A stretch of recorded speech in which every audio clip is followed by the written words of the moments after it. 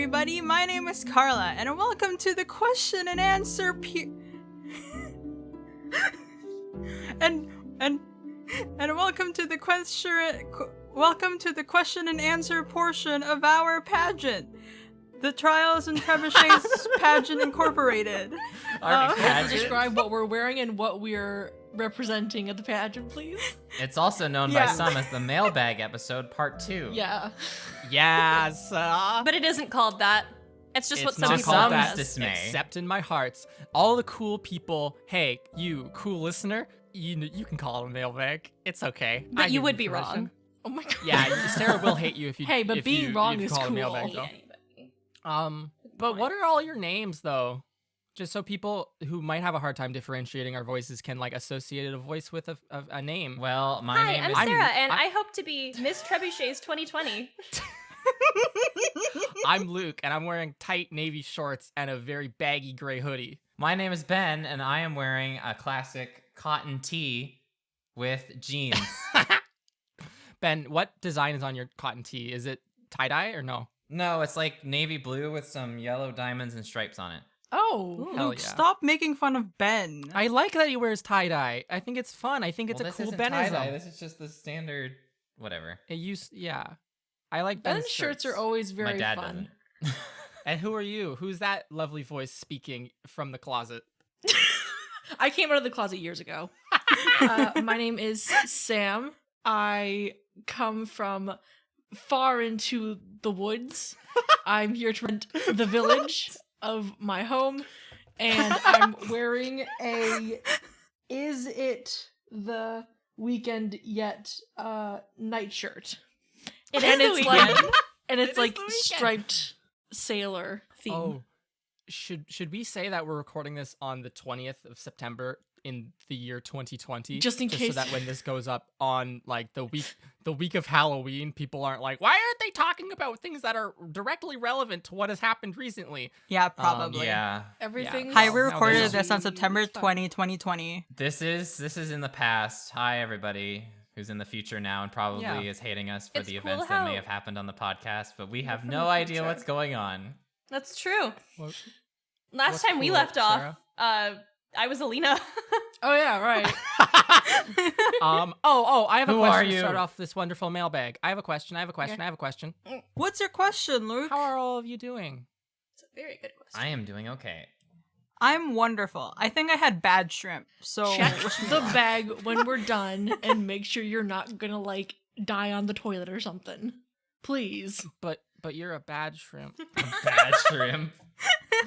You're a bad shrimp. Carla. Oh. All right. I'm gonna actually start the formal Q&A. So I Finally. hope everyone has enjoyed our banter up until Finally. this point. And if you haven't, we're starting, so you can just start listening again. The first question comes from a wonderful listener by the name of Sarah. Hello, Luke. Why do you do this to us? Thank you for your time. Hi, Sarah's that's a asking great what we all question. want. Whoever this mysterious person might be. Whoever Sarah is, she's asking what we're all thinking. Yeah, it's a wonderful question. I just do whatever is the most fun at all at any single moment. I'm like, what's the most fun? You mean the most fun for me. you? Oh, do we want to go make an order for how we're gonna go through this, or are we just gonna do it?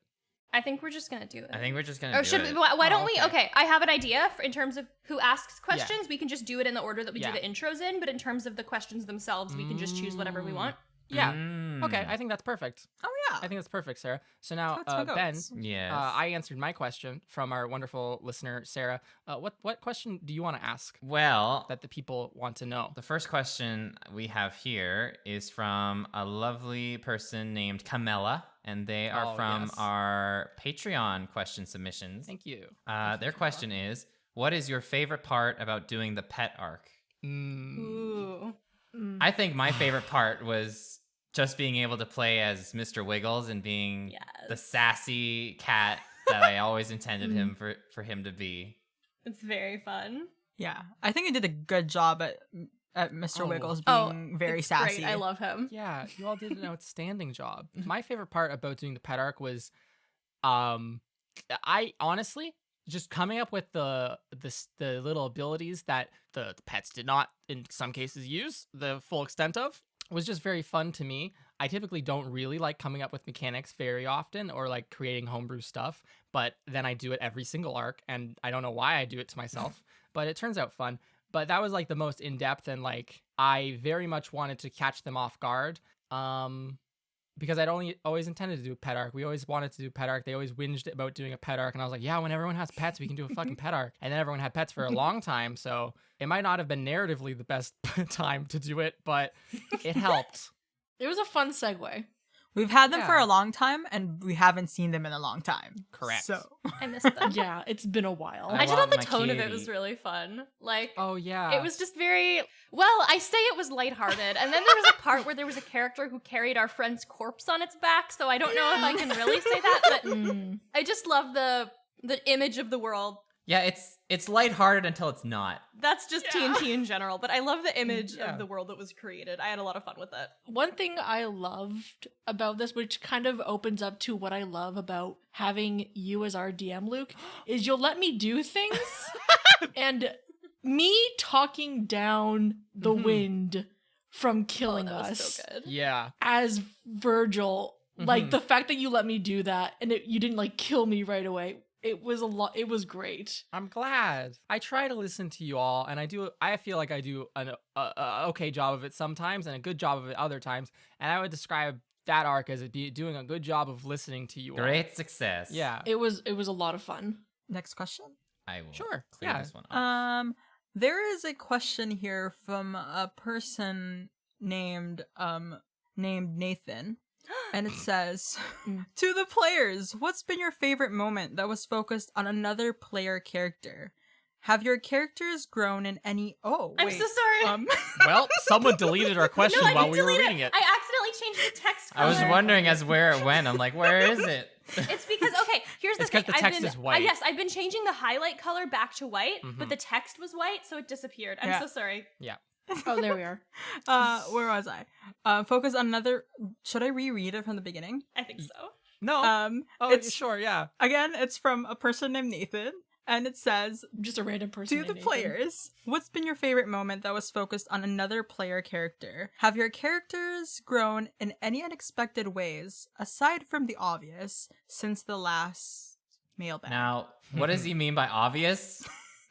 I guess that's up to interpretation. Was Well, the Wi- murder obvious? That's my first question. Well, Winsler's grown an inch, and Mira has shrinked slightly in terms of, arm. I guess that's technically true. Oh, yeah. But like what is the obvious growth?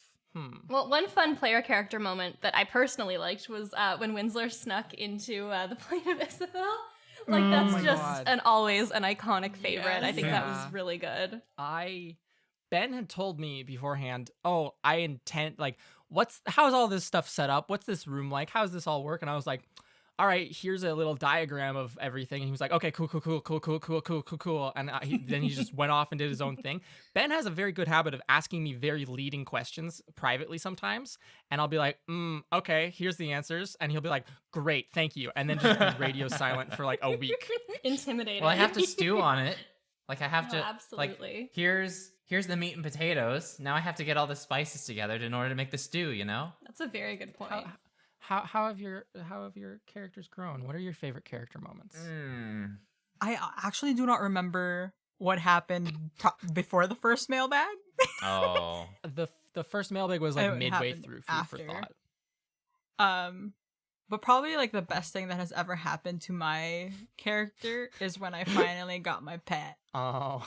I love that the question was for someone else's character. Yeah. And, yeah. Okay, can I just say that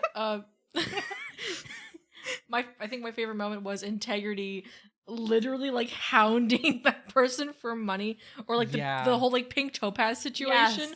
where it was like I forget exactly how you like tricked them, but you did. And I remember in that episode I think I was like, Carla, why would you do that? But looking back on it now, even though it's a more hazy memory, I just Mhm. thinking like that honestly, yes. Oh, Yeah. no, it's super We're cool. learning more about Integrity that's as a definitely person. a favorite. Can we also give a special mention to Serenep and Party Palace because Yep. Yeah, I loved yeah, that. I loved 100%. everything about that. I don't remember what you're talking about. Serenep and Ratlicker in Yeah. the party Oh, palace. yes! Best, Yes. best out of 10. Iconic scene. I thought I was gonna be friends with her, and Um, I wasn't at the end. That's so sad. I think some people want you to be more than friends with her. That's a quite ship. honestly. Yes. Wait, I'm learning. People very- ship that. It's a, Honestly. it's You a were the one much who loved made that ship. joke, Sam, in Must Come Down. Okay, I claim that's enough nothing. time on that question. Let's move on to another one. Here's another patron question from Wandering Sock. Thank you for your question, Wandering Sock. For Serenep, do you ever feel self-conscious about your rounded ears? Do you think your experience is representative of a statistically significant portion of humans commingling with a variety of other peoples, most of whom have pointed ears? For Luke, does Wildcliff or any other academy / university / college and universe have a sociology department? That's an interesting question. Like, I don't think she's self-conscious about her rounded ears. I Mhm. think she finds some difficulty because the majority of them can see in the dark. Yes. That's fair. I don't know. I think like she kind of grew up isolated where like her parents were human, blah blah blah blah. So I feel like Yeah. this is her first real experience. I mean I bet living in the castle and everything like groups from different races would come and there'd be discussions like there has to be like representatives coming in for meetings and stuff like what's best Mhm. for these people, what's best for these people, blah blah blah. And so I think she sees that like, oh, I have a slight disadvantage with when it comes to certain things. But I don't think the physical look Yeah. of herself is something that she worries about. She's more like, oh, I can't go into a trance for a couple of hours and I feel like I got a whole night of sleep. I Yep. can't see in the dark by myself. She does Like, have the height I advantage won't- on all of us, though. Yeah. I won't live for 3,000 years long. Well, neither will. the trick is that yeah. if you're tall enough, no one can tell that your ears are round. That's true. They just Exactly. can't see the top of them. They're in the clouds. Does Wildcliff or any other academy in universe have a sociology department? I would assume. I don't think at Wildcliff they'd have a specific breakout sociology department because that seems like we got Not magical enough. evocation where you shoot fire out of your hands. We got necromancy where we talk about the dead peoples and magic dead people. And then we have sociology where you study society. Well, like there's like a there's not really a history department, but there's like classes that discuss the history of Yes, magic and stuff. exactly. So I feel like with history that would Mhm. also come because like Yeah. sociology, understanding how our world works and such would also have a lot of history to do with it. So like maybe there's Probably like, some of the history classes take on a sociological element. I think Oh, that's yeah. absolutely true. I think that some of the history classes, divine theory classes, or like planar research, I think a lot of them have like aspects of that because even Mira is taking like an enchantment course that is a philosophy, like an ethics course, right? Mhm. And ethics is not inherently a magical thing, but it's still important to talk about when you're going to manipulate people's minds. Would there's Would the- morality in every discussion about if you want to mind control. Would the Yes. lesson about the judiciary system of Nogtuldir be Like political science? sociology like topic? I can't or- escape grad school fucking anywhere. Is this going to be on the test? Sarah, please and foremost, talk to us. Tell us all about it. No. No. What is I your refuse. entire project about? How are you holding so up? I hope that answers your question adequately, Wandering Sock. Thank you for the question. Next one. Yes. Okay. Let me see here. Yes. Ooh, here's a simple question from Lady Gold. Which arc is your favorite? Ooh. You know, like for me, it used to be Pitter Patter just because I feel like that was the moment where I could really feel everything coming together. But, and I can't say this definitively yet because I don't know how it ends, but this most recent arc might actually overtake that. I've just really liked everything about it. I think that the pacing for it has been really good. We've had time to slow down and relax and do our own thing, but it still hasn't felt stagnant at any point. Mm-hmm. I'm kind of in the same thing where it's like the way that this one is going so far, like so much development has happened, but I would say that my favorite, like, because this one hasn't ended yet, I will say for right now that my favorite was the Ublex arc. Ooh, yes. Because that was a Very lot good of one. fun. That was a lot It of was fun super to do. fun. Yeah, I'm gonna have to agree with Sarah that the most recent episodes in this arc have been some of the like really, really good. But I think before I mark it my favorite, I am going to have to say that my favorite arc overall in its entirety is probably Food for Thought. Food for Thought's Yeah. super good. There's just so much to it. He's very meaty. I get it. Oh my That wasn't gosh. a joke. Food for Thought, renowned for its meat. Carla, what about you? Okay. So here's the thing. I don't remember all the names of the arcs, so it's hard for me to answer a definitive one. But since this is the one that is like it stands out the most to me, it's the one that we are in right now. Yeah. Just because a lot of things are happening, and Mhm. we're knowing more and more about the things that have been in the back burner for a while. Not really back burner because it always existed. It's just not something that we focused on Yeah. 100%. But now we're sort of like in this situation where we have to deal with something or else we die. And that's sort of exciting. We are in mortal very fun. danger. Also, just Yeah. since nobody has brought it up yet, even though I didn't say this was my favorite arc, I do want to give a special mention to like the second half of Nebulosis because I feel like there was nothing that paralleled just the feeling of what the fuck as when we crashed through that mirror and we did not know what was going to happen next. That was just like, holy shit, That you whole know? cluster of episodes was just like, what is going It on? was great. Why Is is there a this place where I happening? can find I the think arc someone- names? Because I can't ever you remember. can Oh, go to that's a Wiki. good question, Sam.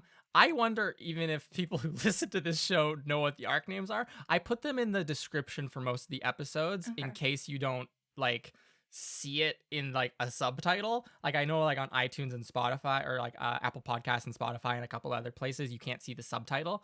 It would But be it's a always in shame the description. if people didn't, Yeah. because Food for Thought is such a good Food one for Thought, great a name. thing that Till eats Death thoughts. Do Us Party is the best Oh arc my name God. at all. Yeah, Sarah came up with that.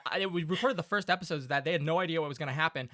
Sarah just knew. I think it was just like the Gollum party is happening, so it became Till Death Do Us Party. Sarah's suggestion, and I was like, that's okay. And then I thought on it. I was like, oh no, I that is thought on actually the perfect answer. Or that's like the perfect Because title. Underbow. Yeah, because yes, Whoops. thank you. Oh yeah, he's dead. I thought on it. I was the brain, and I convinced you to use that name. Yeah, all right. All right. That's a good one. My favorite arc is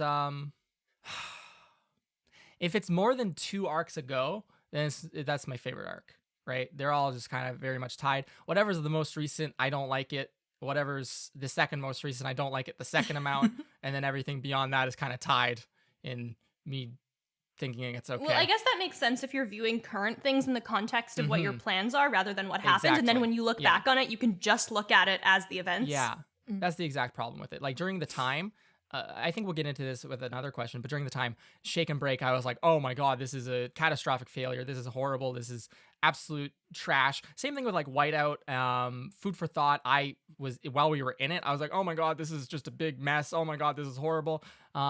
This is the first arc I think in a long time that we've been in it, and I'm like, oh wow, this is going good. So I guess Faint of Heart, this current arc that we are in, the one with the Nesca and the fires and stuff, I like it a lot. It's really good. Oh yeah, I love setting fires to things. It's great. Who doesn't? Yeah.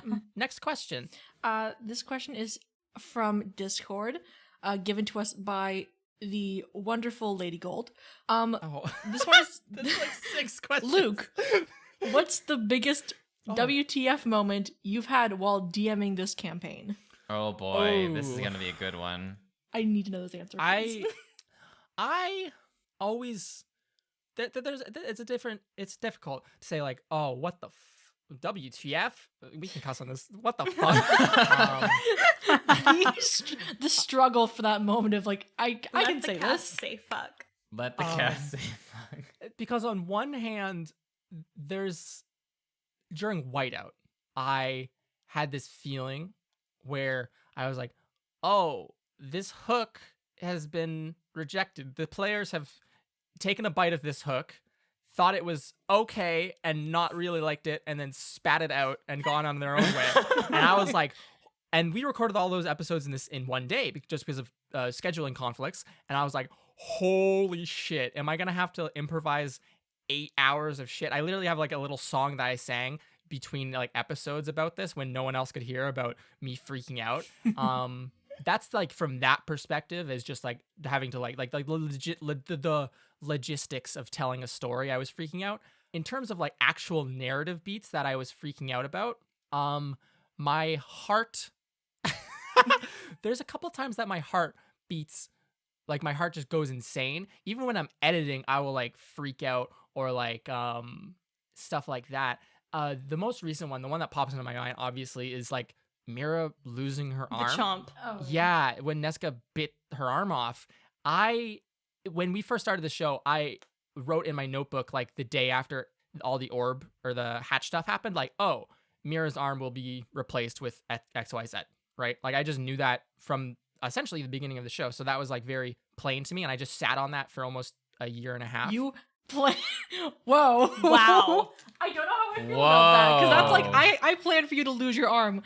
You bard character. You're going to lose your arm. Congratulations. Well, replace the arm. Replace. But like, and then when we got to Shake and Break, it was like, oh, this is a amazing time to pull off this thing.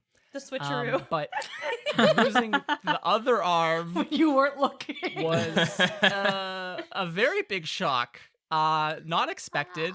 Editing it and listening to it, my heart beats very fast. Very stressful for me.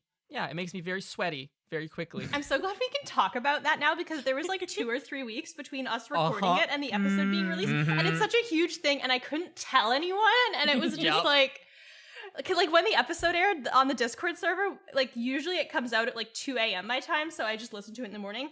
Everybody was like literally listening to it as it came out because I was like, Emily, you have to listen to it now. It was such a like, because all of us were like, holy fucking shit. And like, not spoiling anything, and I kept being like, I feel really bad for like hyping this up because I feel like we're gonna overhype it. It's a big deal. But like, I don't think it's can a be big overhyped. deal. No. It freaked me out. I typically don't. Okay, here's the thing. I don't really like using maiming characters. I don't think it's super cool. I think characters getting scars and stuff is cool, but it's truly intended for there to be one lost limb in this entire thing, if otherwise preventable, which would be the first one, the one that Mira got replaced, right? That's barely a lost limb. I mean, it is a lost limb. Barely. Sorry. What do you mean, Um, barely?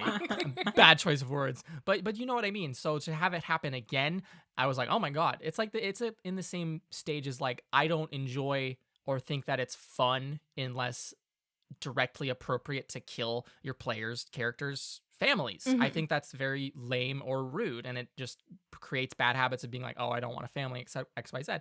And I, especially with this setting, think it's more fun to have those things. Anyways, I'm meandering, and this is gonna be a 7-hour episode if I keep going. So can I just say one more like WTF moment? Yeah. Which is when we accidentally lost half of an episode and had to restart. Oh, that was yeah. so good. I'm though, glad that Sarah. happened, TBH.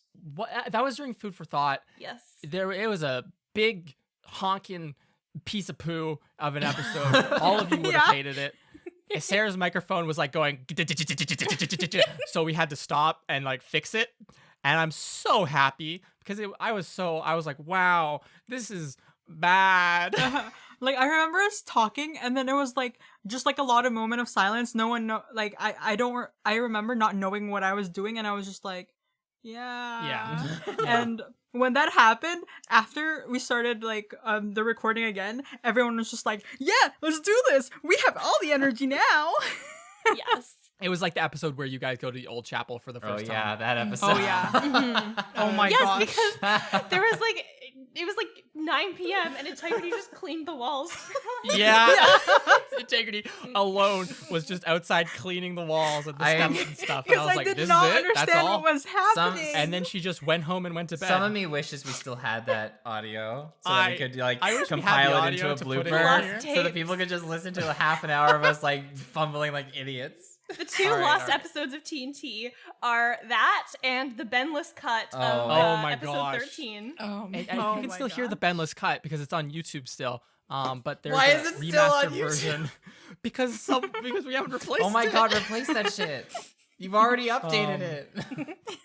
But if you listen to episode 13, in case you haven't, there's a remastered version where Ben did some fill-in audio for if you have no clue what happened in episode 13, the spring dueling session, go listen to it again. It's not a good episode. Yeah, like but, 45 episodes after. Yeah.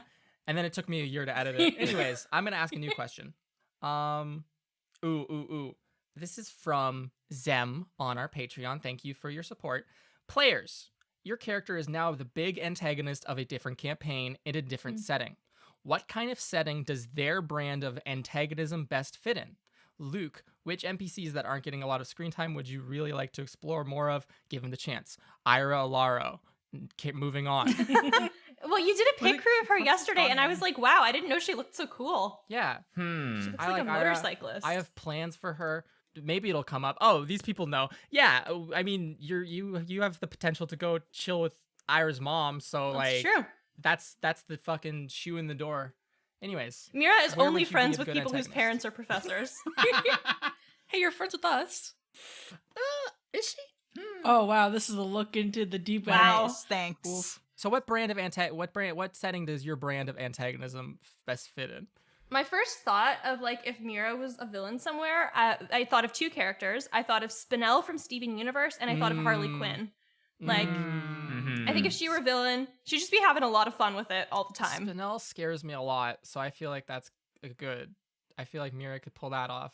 Hell yeah. If Serenepth was an antagonist, I'm gonna be honest. I feel like she's already done some things. Like she cares so much about the people around her and their safety that she kind of doesn't look at other elements. Yeah. Like, okay, so my best thought, if it was a different genre, like the bad guy in a generic Fire Emblem game. Okay. It's a political power. They want to open a source of something for some other reason, and you, as the good guy, have to stop them. That's where I imagine that she would be the most. Like, in the middle of the game, she shows up, and you have to fight her, and then she kills your mom or something. I don't know. Edelgard wants what Serenepth has. Oh shit. I feel like that's a really good answer, Sam. I think for integrity, if she was ever an antagonist of something, it would definitely have something to do with power, because she already has that struggle as integrity, the good one. Like the good integrity.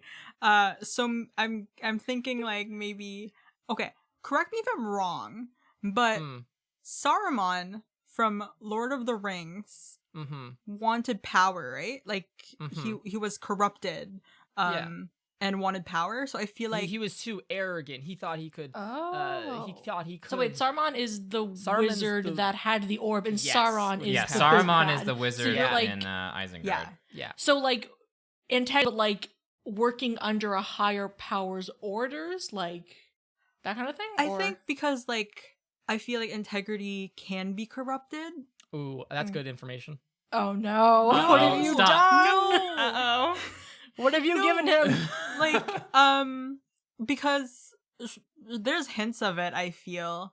Hopefully I can convey that there are hints of her being able to, or being swayed by power And money.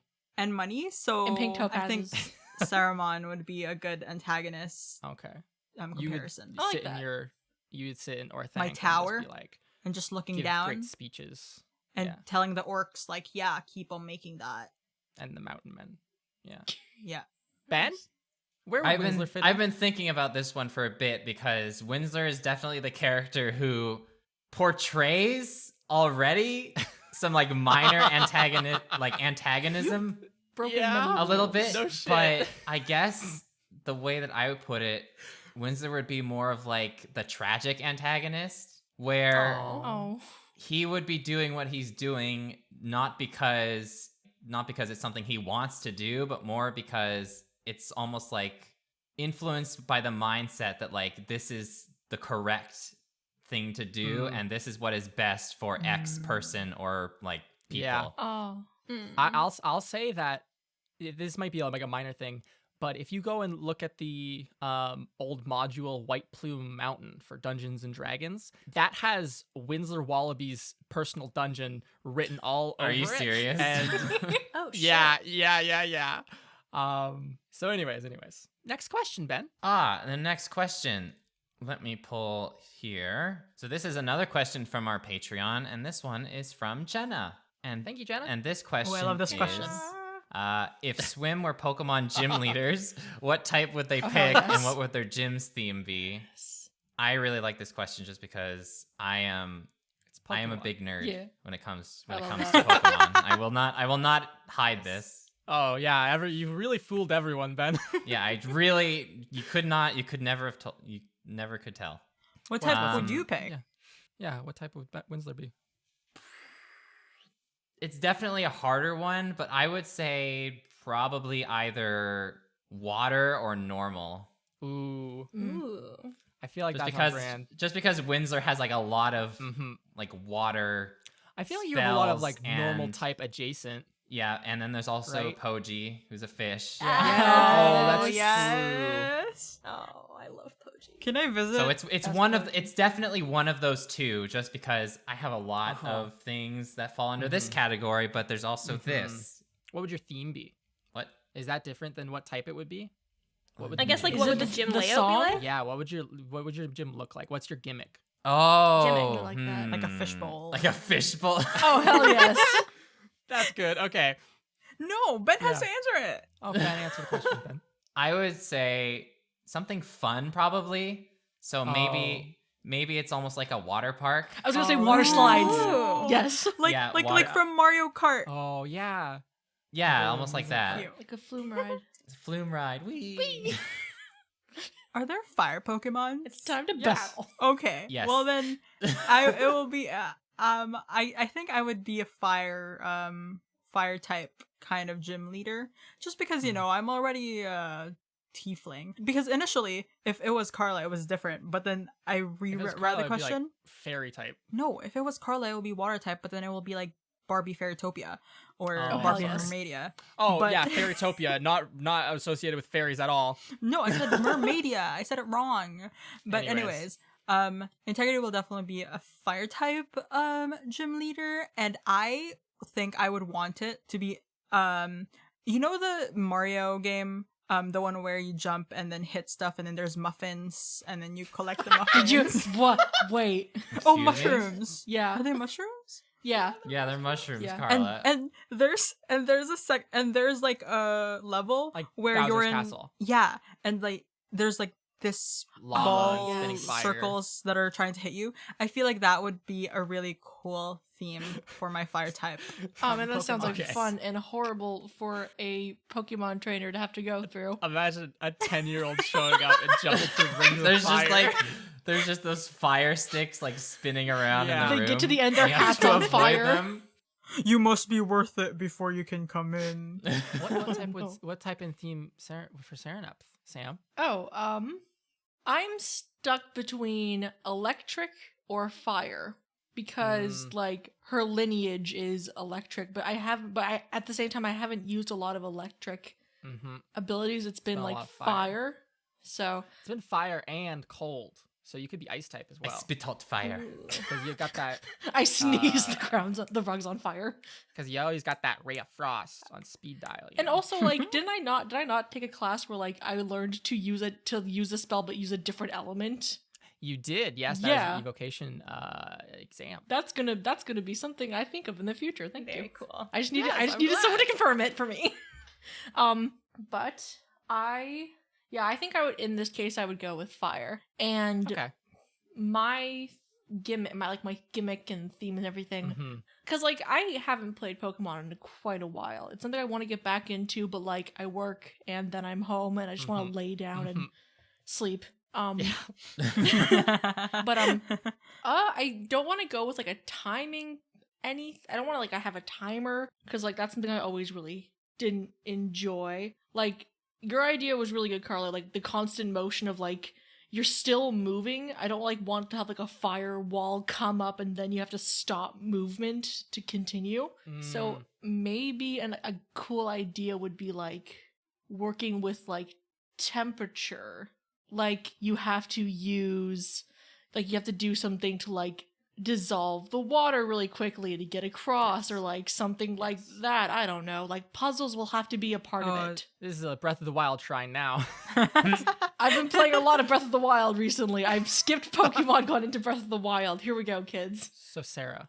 Okay, so Mira would be a fairy type gym leader, obviously. nice. Yeah. And her main Pokemon obviously would be Jigglypuff. Like, Aw. it literally has one of the same abilities as her, which is play Yeah. music to put people to sleep. I think that her gym would be like this. You would enter and you would be in this big auditorium that's very round with lots of echoes, and you'd see a bunch of zipline looking cables above. So you have to climb up and battle different people on top to get to the zip lines and swing across them. And when you get to the top, you realize that you are in a giant replica of a string instrument. Oh, my, that's dope. that sounds so cool. Damn. What kind of string instrument? Creative Sarah as went fuck. last to like dunk on y'all. That's Yeah, it's I only guess. because I had time to think about it. All right. Yes. That was good. Next That question. was a good question. Whose turn is it? Oh, Carla. Whose turn is it? Oh, is it my turn? Let us go with this wonderful question by a person named Vigo. I'm very curious I love about you, this, Vigo. Luke. In a big bad boss battle royale between the book champion Korka, the Ublex, Zanak, Juanita, and Nesca, and that one from Chapter 4, who would win? Either from a lore perspective with in-universe power, or from a gameplay perspective at equal level of however D&D works. Okay. So I assume the one snake from chapter 4, is that referring to the snake from episode 4, or is that referring to the thing from the Halloween Hallow specials that like slithered out of the priestess's body? Oh god. The one from no. episode 4 is Nesca, so I think they mean the Halloween one. Okay, Yeah. okay. Yeah, because they said if chapter. They were all and the yeah. same, if they were all the same power level, equalized, I think it would be a very tough fight between Zanak, Juanita, and Nesca. Okay, so we know what we're up against. J- damn. As is, Nesca would just straight up though. Nesca would win this. Oh, Yeah. great! Oh, Power no, level our as plans is. for the next episode involve trying to kill her. I mean, Well, I'm still good. I'm still shit. pro going through with it, but oh my god. Yeah. Book champion, easily the worst, easily the most defeatable. Just a paper literally made of giant. paper. Just set it on Just fire. light a match. Yeah. Yeah. I am made of paper. I do like Korka though, and I wish that fun. I had more chance to use some of the other abilities I had planned for Korka, but it was a perfect fight the way it was. So, yeah, that's that. Excellent. I agree with that. Yeah. I And the hope, I Ublex hope can't this really fight mailbag anybody. episode ages well. Oh yeah, the Ublex is not a fighter. The Ublex is like subterfuge and sneaking around and slurping memories. Yeah. Yeah. I feel not like fighting. Korka was more like a they fear me because I have the masses behind me, because he was getting Mhm. beaten up by a couple of school children there for a while. Like I feel like he was strong. I mean, like he obviously had to have some kind of strength to rally a group behind him to start this whole thing. But like at the same time, I felt like he was more of a figurehead, or at least he became Yeah. more of a figurehead at the end of it. I have a question that relates to this. How do you all? I've never asked you this. How do you all feel about me balancing the villains? Do you want me to just make them strong, or do you want me to make them balanced? That's a good question because we don't find ourselves in a lot of combat No, situations. Yeah. I like Yeah. combat. It just doesn't come up often. Like as long as it's interesting to fight. 'Cause Yeah, I I do agree I with like the feel Korka like- thing. I feel like for bosses and Mhm. just like fights in general, I don't want it to be extremely difficult so that, everything that we try is in vain. Yeah. I'd like there to be a challenge because it makes my brain go. It makes the gears move. Mhm. Yeah. I So like when you balanced can- in balanced yeah. in a way where it's not like a pushover, but in a Okay. way where it makes us have to think about what our next move is. Yeah, like with the Yes. Oblex fight, we had to strategize because I feel like that particular combat was really good at disrupting the things we were typically good at because of the way it split up the room. Oh, like, it ruins so we had to kind of integrity, yeah. think and plan. Mhm. And And also, stuff like, that's cool. it doesn't work very well if it's like you have to use magic against it. So for Mhm. example, in terms of integrity, who doesn't really have much magic. Yeah. All she could do was run around and like stab and then Yeah. do a 2 damage or something. The Obelix was very, very powerful against integrity, especially because she could very seldom get a sneak attack because it could see all around it, and it had like resistance to physical damage and stuff like that. So like it was just, I think that was a very good to like, because it did what it was supposed to do. It baited you into coming into its lair and then tried to just like surround you and slurp you up, right? So that was a great fight. And it's good at highlighting other people's strengths. Yeah, Which like is, Winsler's like- ability to die. I mean, you're not wrong. Great question though, Vigo. Thank you. I really liked that one.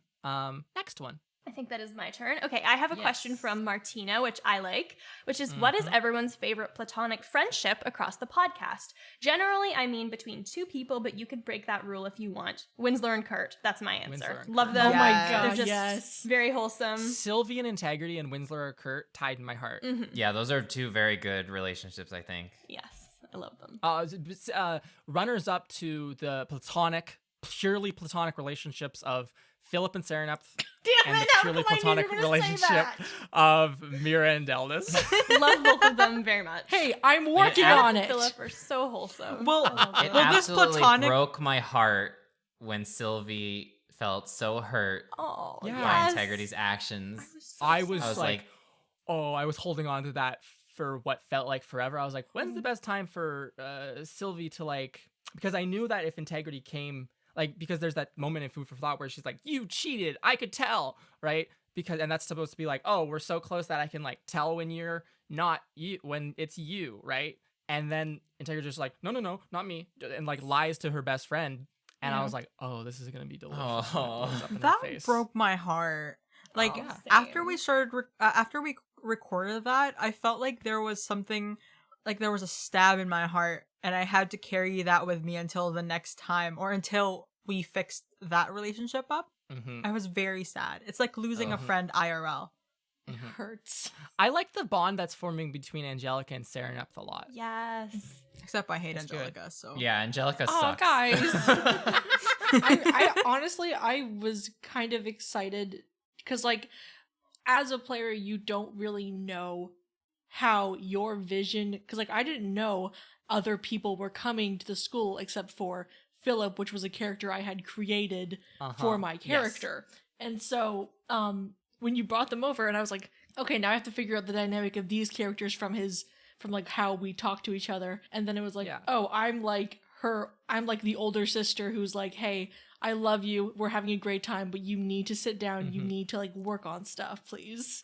I see Serenepth and Angelica as very good. I guess like not outright, but it kind of like the essence of a foil is present in that they've both been raised in a very similar environment with strict parents and all this stuff, and then been released into the wild, as you would, of Wild Cliff. We're in a cliff. We're in a cave, guys. And like Angelica has to a point just spiraled and not continued on with like she's kind of hit a wall. I think would be a good way of saying it, of like, oh, this freedom is so much, so I can do anything now, and that's been had negative consequences for her, whereas Serenepth is a bit more tame with that, of like, oh, I'm breaking the rules, but I'm still doing amazing. I'm right? still doing good And in all my this stuff. classes. It's fine. Yeah.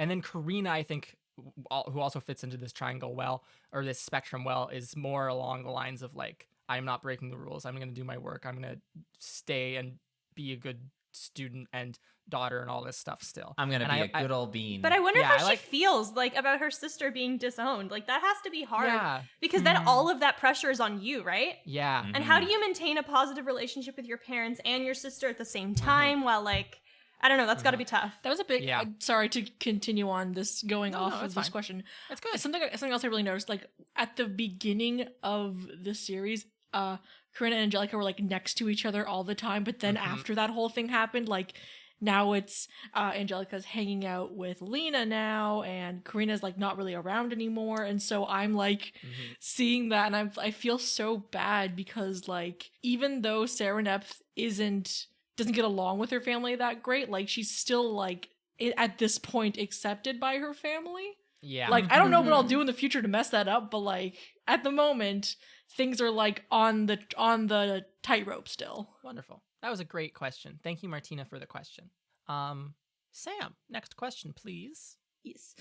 This next question also comes from Patreon Hell from yeah. the wonderful Jacob. Jakob. To the players. Jacob. How Jacob. did Jacob. Thank you, Jacob. Oh, Jacob did our sorry. Jacob did our banner for our freaking server.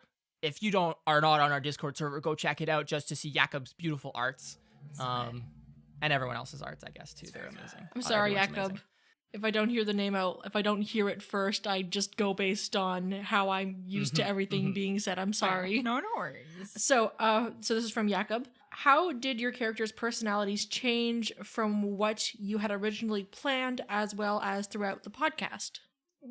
And I think we touched on this a bit in the last one, but I would say I had planned for Serenepth to be more reserved.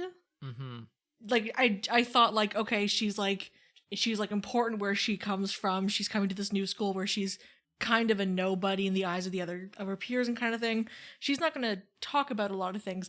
But then we jumped into this is your family member that you wanted to look for. This is that, and then you're joining in on this huge secret, and then very quickly it became, okay, Sam's personality is coming into this now, and Sam is a much louder person than Serenepth was planned to be. Can I say, So Serenepth is the most responsible and level-headed player character Sam has ever created, and it blows me away. Oh, yes. And I feel like at the same time, because there was like a definite like span when you guys first started the podcast. You guys got used to working in a podcast, and then I joined, and I then had to get used to the whole setting of a podcast. Yeah. And then very quickly things were like, oh, let's go to a different world and stop a tyrant takeover. Let's go, kids. hold your guide's hand. Yeah. I love Serenepth, and I love the way she is. Oh, thank you. Other people have answered this question now. I think for integrity, my intention for her was to be mysterious initially. Crazy. Mysterious, but like chaotic. I got the chaotic part a little bit. Oh, you nailed that on the head. I'm sure. I just want to say, out of all of our characters, like, I love Serenepth because I created her, but Integrity's character, like, you don't know what she's going to do. Like, she does a handstand in the library. She kicks a door open very violently. I just love that. That's something I can't do, and I love seeing it happen. Believe me, I do not know what integrity is gonna do either. It's just like it's like someone says something and then an idea sparks in my head. I'm like, yeah, that is totally something I would do.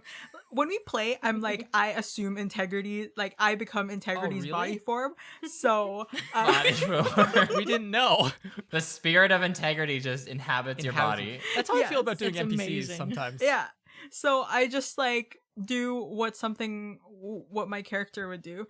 So I totally let that mysterious thing go, but still maintaining that chaotic, intimidating, but very loyal to friends kind of thing, which is apparently a thing that tieflings have. Sure. Generalized like that, but I remember when we first did this, Carla read something in like the player's handbook, and it just said tieflings are very loyal once they get attached to people, and she was like, that's gonna be integrity. And I feel like that above all else has maintained through as like a through line, honestly, and you've done a great job at it. Exactly. I lied to my best friend to keep Mira's secret. Yeah, exactly. It's loyalty. Sarah and Ben. Okay. Mira is definitely like more of a dork than I first intended her to be in a very good way. Like the archetype when I first thought her up was kind of a bit like, like popular cheerleader from a 90s movie. Very, not mean, but like Cher or Dion from Clueless, that kind of thing. And I think that she quickly grew to just be more of a friendly dork. Like, she still knows a lot of people, but I just think that she grew to have more depth than I initially conceived, which has been very fun. I think there's a very clear transition at some point from head cheerleader to band geek. Hell yeah. I love it. Yeah. It's great. I don't know if anyone would believe me if I told them that my original plans for Windsor, what he was going to be a good boy, Oh, we know. Lies. When he Slander. closed her eyes and was like, an I can't honest lie. good boy who could tell no lie. So that was a lie in itself. You lied to yourself, Ben. I love truth-telling Winsler. Like, I love Winsler. Like, when who's it turning over a new happens. leaf. It's so good. I love all of these characters so much. I'm a big fan of them, and it makes it easy to write the show. There's always a 180 with Windsor's personality that I can't even keep track of. It's like flip a coin. whatever fits the moment at hand is what inhabits him. Hear me out. I canonically have gone with the idea that you were a good boy, and then Celty got a part of your soul, and now she has some of your hair, and you're just slowly becoming Oh my god. more and more chaotic as it goes on. Imagine if Ugh. your goodness was in your in that 1/17 of the soul. Or like Imagine. That was all the goodness. This is all the goodness I had, and now it is gone. That's like my headcanon with Winslow's southern accent, because obviously he wasn't southern at first. So my like retcon of it is that he was always southern, but he was just very shy in front of us at Oh, first. yeah. And then when he That's realized funny. that we were nice, he like became confident enough to like use his real accent. Howdy, y'all. And I think it comes back to the fact, I think, that like I said before, like when you guys started the podcast, you were getting used to it, so you were being more like drawn in, and you're like, okay, here's the safe plans for my characters, because this is going to be broadcast to other people, and then very quickly it turned into let's set the school on fire with Yeah, let's dancing. embrace chaos. I'll say though, on the Nathan's topic gonna- of Winsler being a good boy, etc., there's a scene from a recent episode at the time of recording where Artis and Winsler have a conversation. Love that scene. It's an amazing scene. I love it. Ben did an outstanding job. I think if I did that scene before, like around episode 30, it would not have been, like, obviously it wouldn't carry the emotional weight because we know Artis and we love these characters all the more, like 60 episodes on. But I feel like that Winsler wouldn't have had that kind of response to it. And so I like this Winsler plus depth Yes, of he's being so able good. to be like, oh, well, yes, I am a disaster walking, but let me be kind for a second. It's really nice. Aw. 18 intelligence, by the way. Hell yeah. All right. It's my turn for question, if I am correct. Yes, That is you were correct. Yeah, Alright. it's your question now. I will ask a question. We'll come back to the Patreon questions in one moment. I hope you bear with us. Does Ben secretly stan Windine, Winsler, and Murandine? This question asked by Tom on Instagram. Oh, yes, this question. I didn't realize this was a thing until now. It's never been something that's crossed my mind before because Murandine is just that one character's like, oh, it's Murandine. Awful immediately.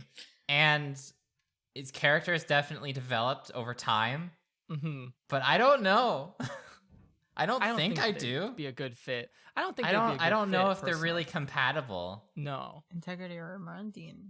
All right. We have a question on Integrity, later. though. Save that for a later question. All right. That's my simple question. Next question, please. Next question. Tea's ready. Yep, tea is ready. This one is also from Patreon. It's from Jay, Yes. and they asked, do you guys plan to do a new campaign when the story of Swim is over? If so, will it be D&D or a new game / the same continuity? On a similar object, do you think we'll see Swim post-graduation, assuming they graduate? I wonder at the That's a big graduation assuming. part. Like, we're still only in our first year, and it's almost been 100 Oh episodes. my like, lord! we're so I intended. It's I been like intended to be 4 in months. year 2 by now. I intended to be in year 2, but I just had too much fun. It has been 3 weeks of summer, and that's been like 17 arcs. Oh. There's one campaign that I pitched to these chuckleheads, which is to play as postal workers, I'm so pro Yes. this. I'm so pro postal Yes. workers. which would be in the same setting a couple years on from wherever we would end Wildcliff campaign. Because I think that's fun. I made this setting so that I could run a lot of campaigns in it.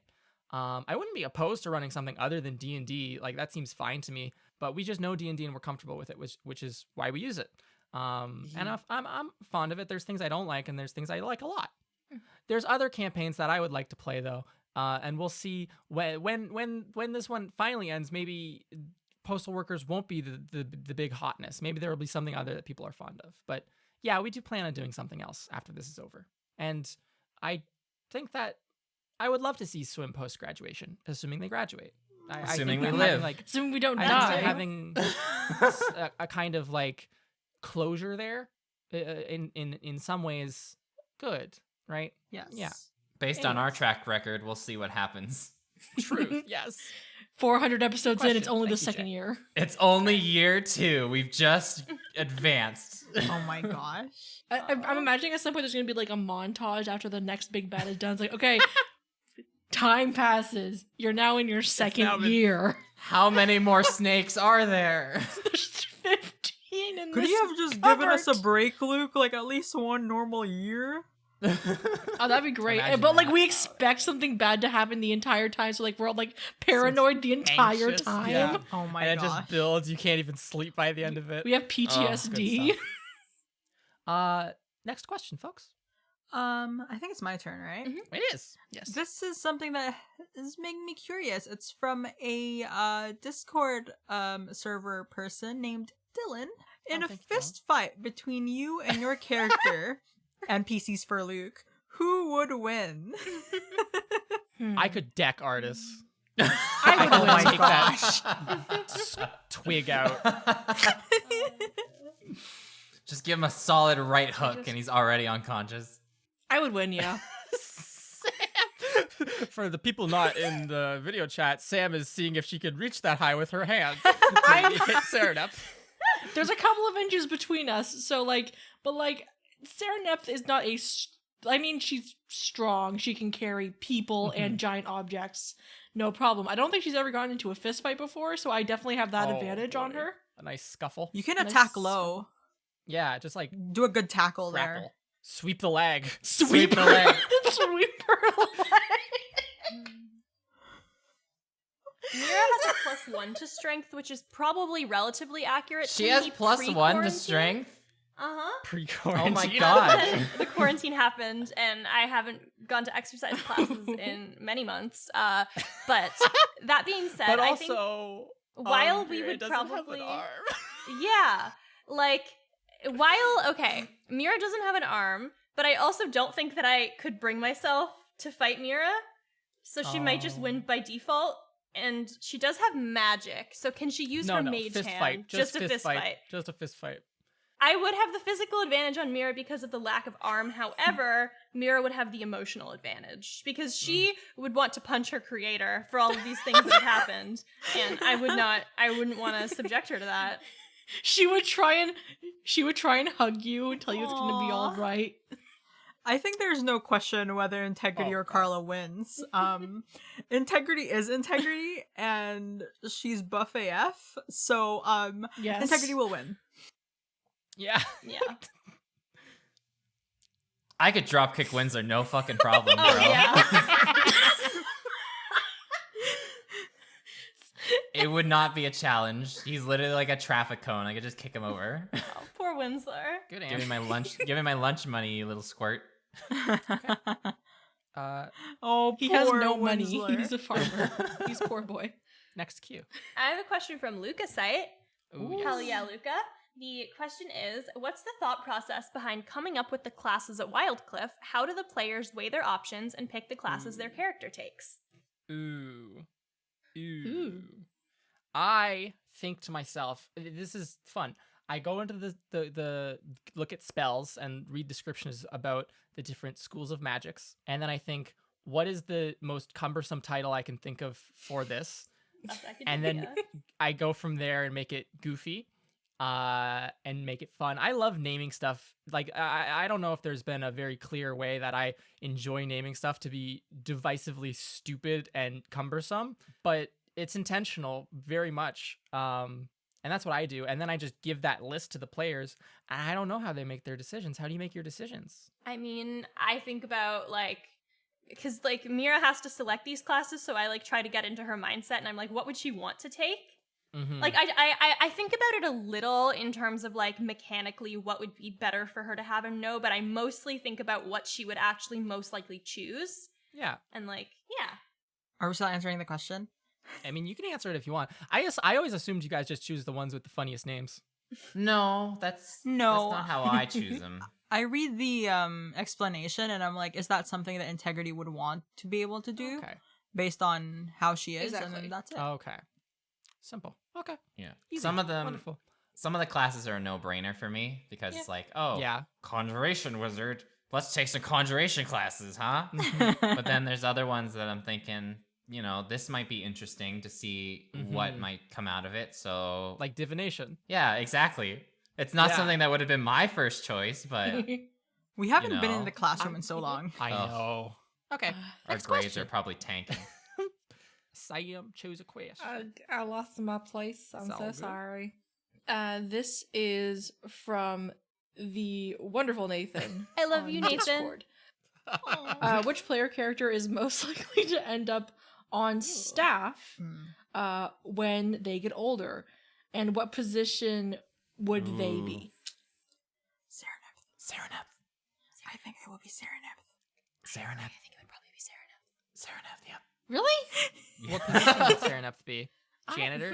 Headmaster. Janitor. Oh, sorry. No. Actually, you're all fools. Mira would end up on staff so that she can keep being in the podcast when she fails out. Independent researcher. Oh my god. You guys are Like- still in school? Lame. Oh I'm getting my paid gosh. for this now. Mira is now in Artis's position. Oh my Oh god. no. Mira gets expelled It's- and is like, Professor Rayford, please. So now she's just his TA. I'm just imagining that whole thing from like Dead Poets Society, and you Mhm. get brought in to take care of all the other kids who are also failing out, but you're like not like a conventional teacher. You don't play by the rules. Oh And my then a God. sitcom situation happens where you find out the place that you did finally graduate from wasn't a real school, so you have to go Damn. back in secret and like still teach the class, and all the drama happens. Good stuff. Yeah, I think it's Sereneth. I agree with this.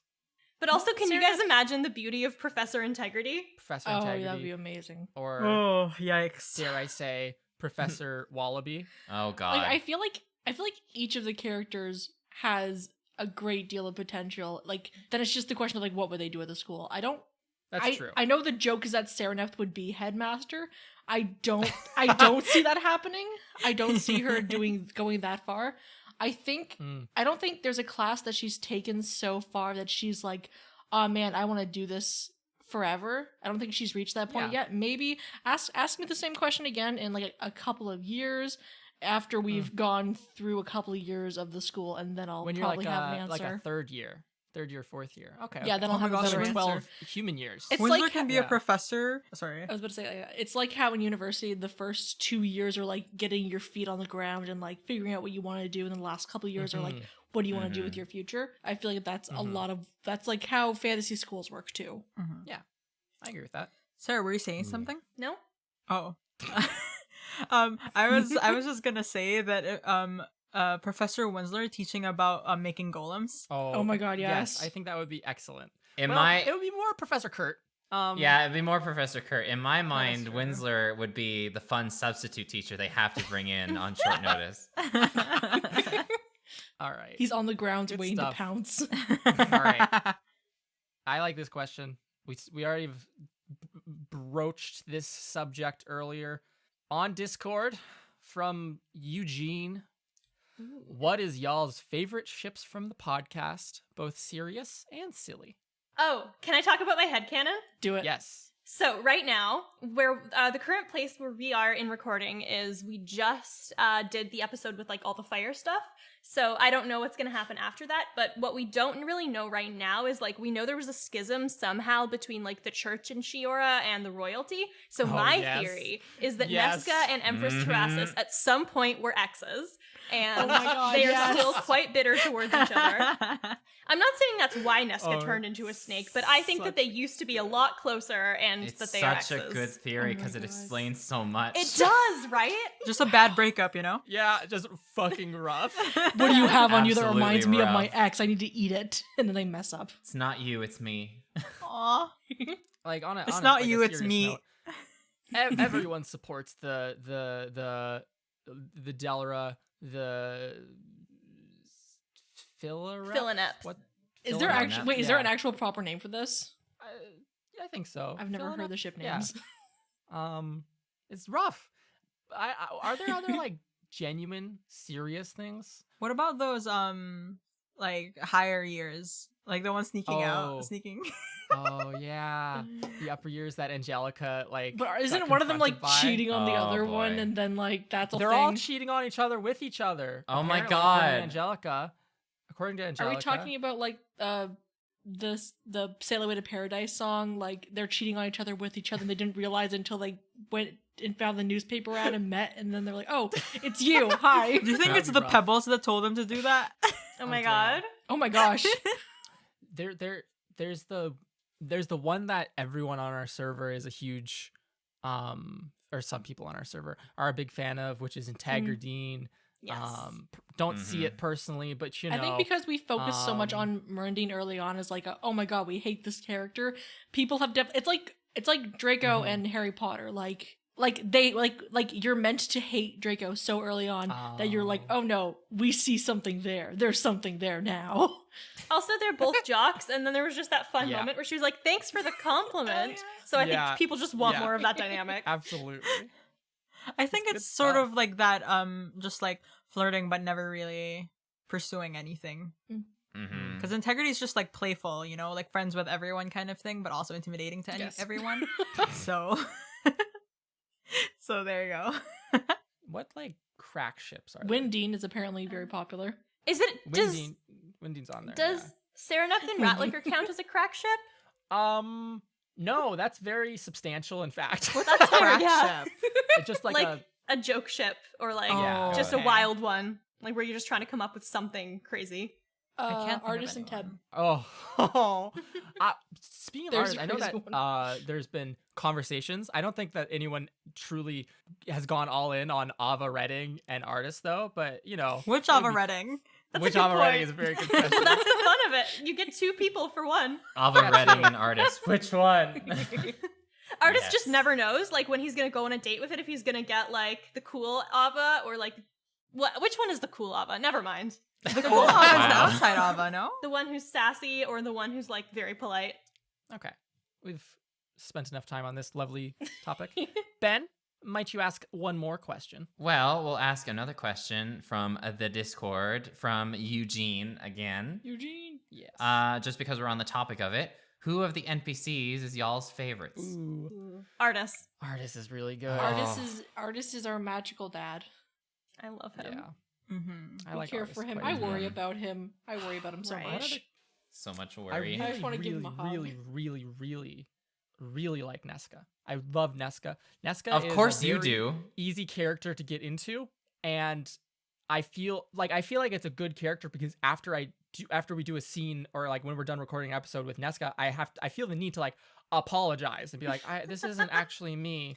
Like this is just me playing a character. I hope you know I'm not Luke, actually. how like, I don't dare actually hate you. Yeah. I like Nesca. She's scary. Like I think a lot of the other villains haven't been scary like her before. Well, Zanak Yeah. was kind of scary. Zack was scary. We Zanak never really was took scary. care of him. The one dude from the prison in Pitter Patter was scary. Har. Yeah. Yes. Mhm. Jellifer wasn't scary. I think she was just fun. I like her a I lot. Yeah. agree. What are good? Who's a fun student? I like playing Sylvie a lot. Sylvie was like the first NPC I played, and I feel like I can nail Sylvie down very easily. I like her voice. Sylvie's It's real very fun. distinctive. Mhm. Yeah. And just be Like, be nice, but then be rude sometimes. I feel like that's what Sylvie is. I love how we all knew her as like super like goody church girl, and then we go to her house and she's like, "I'm gonna make you all eat hot sauce." Yeah. It was great. Ha, you losers. It's like all this cinnamon like thing. Eat all of it and maybe choke, but that'll be funny. Jesus Christ. Hey, have you guys ever heard of the Tide Pod Challenge? No, Sylvie, no. I mean, we talked about this last time, but I think we all came to the conclusion very firmly that Sylvie would absolutely be a hashtag gamer girl. Oh She's my great. God. Absolutely. Yeah. Next question. Is this the last round of questions? Oh no, Oh, we're not okay. anywhere near done. I said Okay. one more. I was saying another, but I said it in a weird way. I wanted Okay. to. Yeah. we'll still do Another. a bunch more. Okay. Another. This question from Glowana on our Discord. I really like this question. Ooh. To the players, could you spend a week in a lonely cabin with your characters? To the characters, what general life advice would you give to your players in this week? I could not spend any time with Winsler in a cabin. I could not. I don't think I could handle Do you it. feel like you're incompatible? No. What would I don't Winsler feel like do? we'd be compatible at all. What would Winsler do that will literally like tip you off the cliff? Probably just ask me a bunch of stupid questions I don't have the answer to, and it just drive me insane. I couldn't. I think What, so. what advice does Winsler have for Ben? Yeah. What life advice? I have no idea, other than maybe watch out. Remember that coffee grounds can be used as a good fertilizer for your plants. Oh my god, I don't even have plans.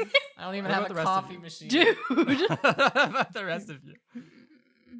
I could chill with artists. I know this question's not for me, but I could chill with artists in his cottage for a week. We could just be quiet and melancholy and not really speak to each other together. I think we could get down on that. It's probably what he wants most of all. But the thing is, Luke, he doesn't have any food, and you constantly need food. So what are you gonna do about that? All right. Wait, if y'all That use might benefit they artists can though if probably there's make actual you food in his cottage. They can probably give you food. True. What advice though does artists have for Luke? What advice would artists have for me? Don't That's part of the question. hang out with idiots. I feel like artists is trash at giving advice. So it would probably be something like, it would definitely be something more like along the lines of like, oh, the kind of like do as I say, not as I do advice of like, oh, what would something be? What life lessons does artists have to impart? I think he'd be very adamant about like, oh, you should go and do something with your life or something like that. Yikes. You know? Oh, He's trying so It's a bit hard. harsh. Guys. are you okay, Luke? Oh, Luke. This is not a commentary on me. I apologize. What about Integrity and Saranath and Mira? I think that me and Saranath would be able to hang out for like a week in a cottage. Like Oh, absolutely. as someone who kind of believes that their creations can take on a life of their own, I'd like to learn more about her. Mm-hmm. Like I want to hear from her like what are her interests? What's her favorite food? I want to learn that stuff from her and not just put myself into those shoes kind of thing. Mm-hmm. And if Saranath had any life advice to give me, she would say like I'm not the right person to say this, but you have to learn to let go of the bad and absorb the good. I love Saranath. Aw. I think Integrity and Carla can totally be in a cabin alone together for a week. I see Carla as a patient human being, so I think she can tolerate Integrity. But I really don't think that Integrity is that bad either. I don't think that she can be too much. I think she has the capability to be responsible. And my life advice, or if Integrity could give a life advice for Carla, it would probably be do not forget to have fun. Ooh. That's good. That's like the Integrity mantra. Yes. If you're going to walk, why not walk with your hands? Duh. Ooh, There you that's go. good. She could publish a book of these. Hell yes.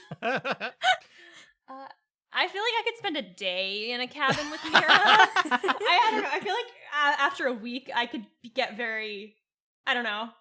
She would talk my head off, you know? It would get like, okay, I need to put headphones in now. I need space. Yes. If What advice Mira would she had give advice for me. Hang on, let me step into Mira for a second. I think it's so cool that so many people watch your videos, but I think you could improve on your sound. And like you should get some background music. I could totally compose something. Also, you're in Vancouver now, so you should join the rock climbing club and meet new people and get into it. Good. I know what Vancouver is. Wow, Mira knowing Canada is buck wild. I don't know if us being in a cabin means I'm in her world or if she's in my world. True. Exactly. Oh man, if they were in our world, we would have to explain Like- trains. Oh god. They could be in a Kelowna cabin. Who knows? Ooh, nice. Who just asked that last question? Carla? Yes. So now it's Sarah's turn. Sarah's turn. Okay, I have one. Sarah, This is okay. from two people. It's from both Lady Gold and Instagram user Ooh. Death by Buttercups. Oh yes. They both asked, have you guys played any other campaigns together? Any funny stories / anecdotes that you can share with us? Oh my we god. have. Yes. Funny Oh my enough. Together, in the absence of Carla, who this is her first full blown campaign. Beyond that, together, the other four of us have played three campaigns together. Yeah, Well, one was. And yeah, then we three. did a lot Two of for one me. shots. we did a Oh lot my of God. one shots. Only two for me because the first Yeah. one I was not there. Yeah. Yeah.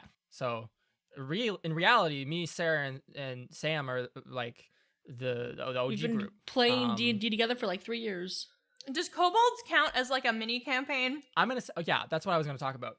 The one that I think I would want to talk about most is there was a series of one shots that were episodic one shots Yes. that I did. So this is the way it worked: was we would meet on Saturdays and play in person for like 8 hours, and then whatever, right, when we were all in university, and it was fun. It was great. But on the weekends where not everyone could make it, because it was like a very I like to think of it as a story-driven game, but compared to this, it was not.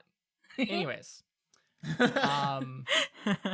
I would always like to run one shots for my friends because I like playing this game and I like hanging out with my friends. So there was a series of them where Sam, Ben, and Sarah played as kobolds in a lovely little town called Drip, where Yes. kobolds lived under a mountain. It's a place from a previous campaign setting that the players had visited and had a strong influence on. And I think of that as the precursor to the podcast in a lot of aspects.